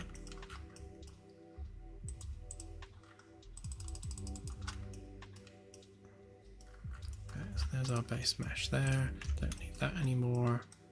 Guess we don't need that anymore either. Don't need that. Guess we don't need them. I'll keep the outer glass for now, just in case we need that. But yeah, we don't need that. Make sure she's not on the group. Oh, hang on. Make sure we colour that in as well.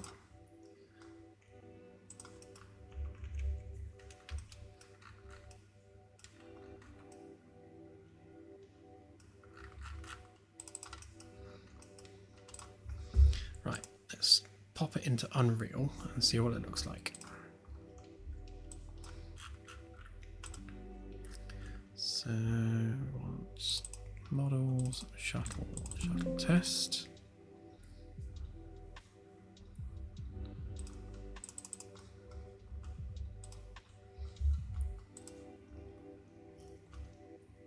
If we grab our grab the Caravella class, because we can see them in the little shuttle bay.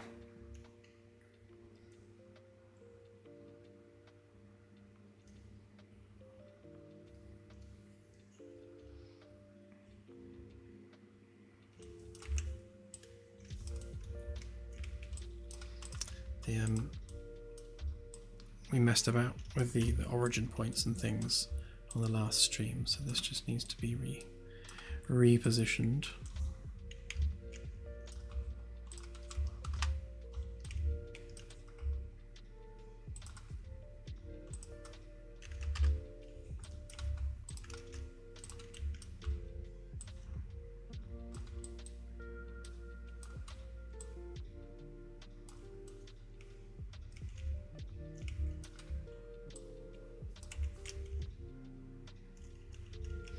So this is obviously what it looked like on Friday with the stupid whale face.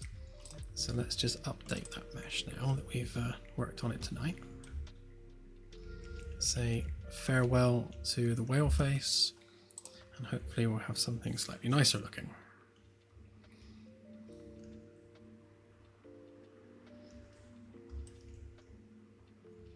There we go.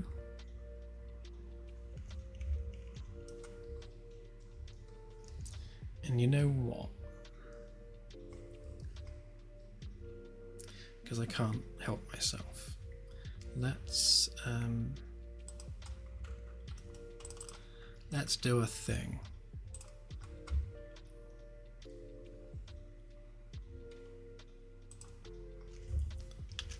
If we unsubdivide that a sec.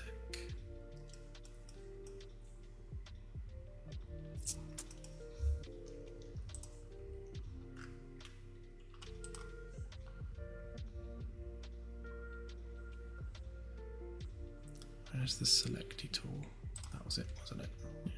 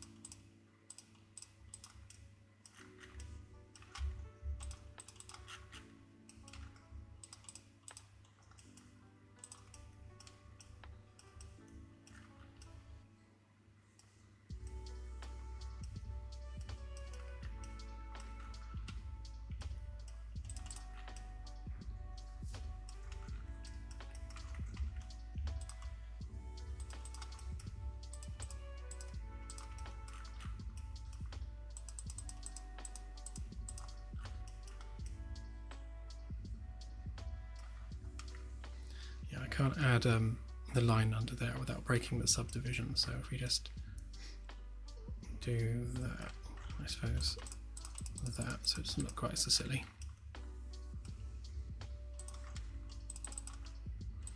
Actually, if we do that, then we can cheat a little bit.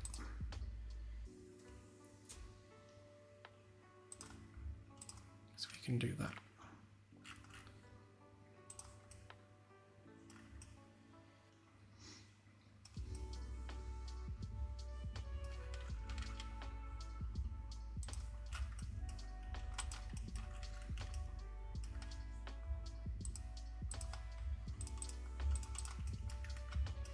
guess it would be rude not to do the tail as well.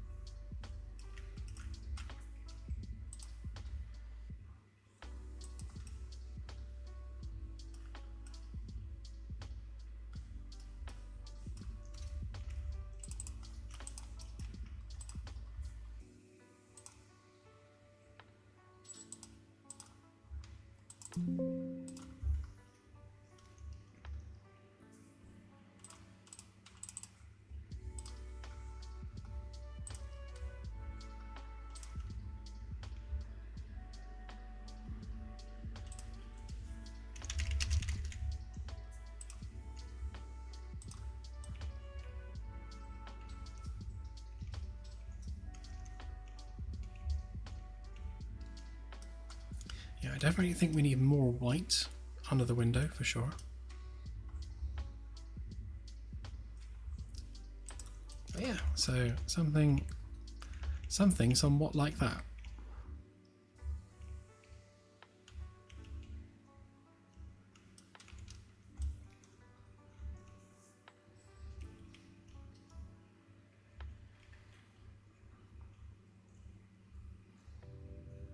It's definitely starting to have a little bit of a Dream Chaser feel about it. Obviously it's a very frumpy looking Dream Chaser, but yeah. And then from the inside, sit in a chair, so you've got the window to look out of from the chair. I guess actually sort of seating height's going to be about here, so yeah, so you can look out the window and not stare at the person in front of you awkwardly.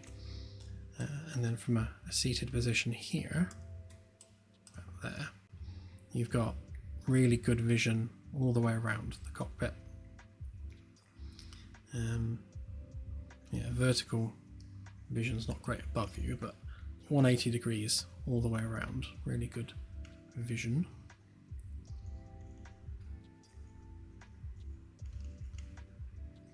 Yeah, and I think the scaling feels all right.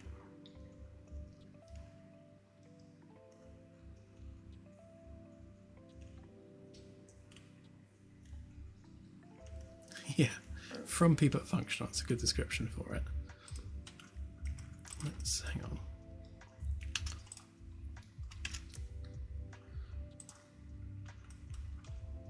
Just want to try lowering that.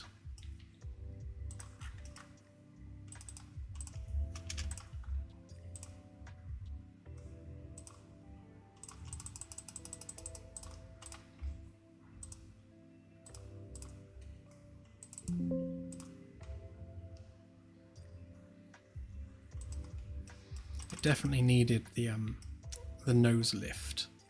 I think if that had continued to go down at the bottom, it would have yeah, it wouldn't have looked as nice.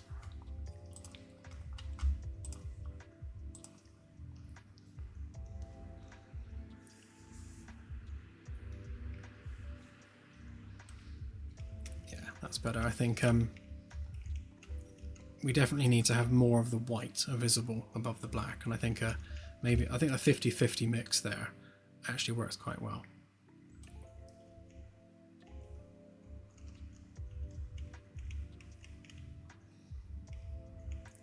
Yeah.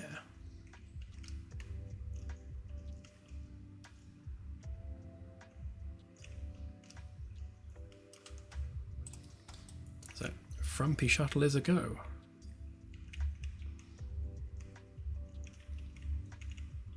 Still not quite sure what I'm going to do here, but we need room for things like the gravity generator and fuel tanks for the RCS, so we're certainly not short on places we need to put stuff. So any kind of big cavity like that is going to be useful. And then the rest of it is just going to have to squeeze in under the floor. That you can't see now actually because I've made that single-sided, but yeah.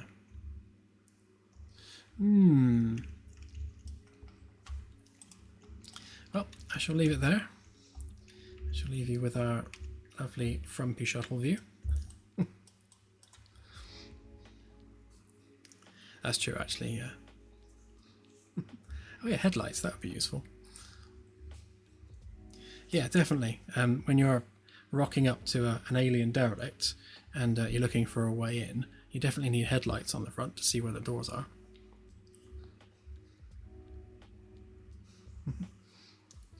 Right, have a good one all, and I may or may not be doing a Wednesday stream.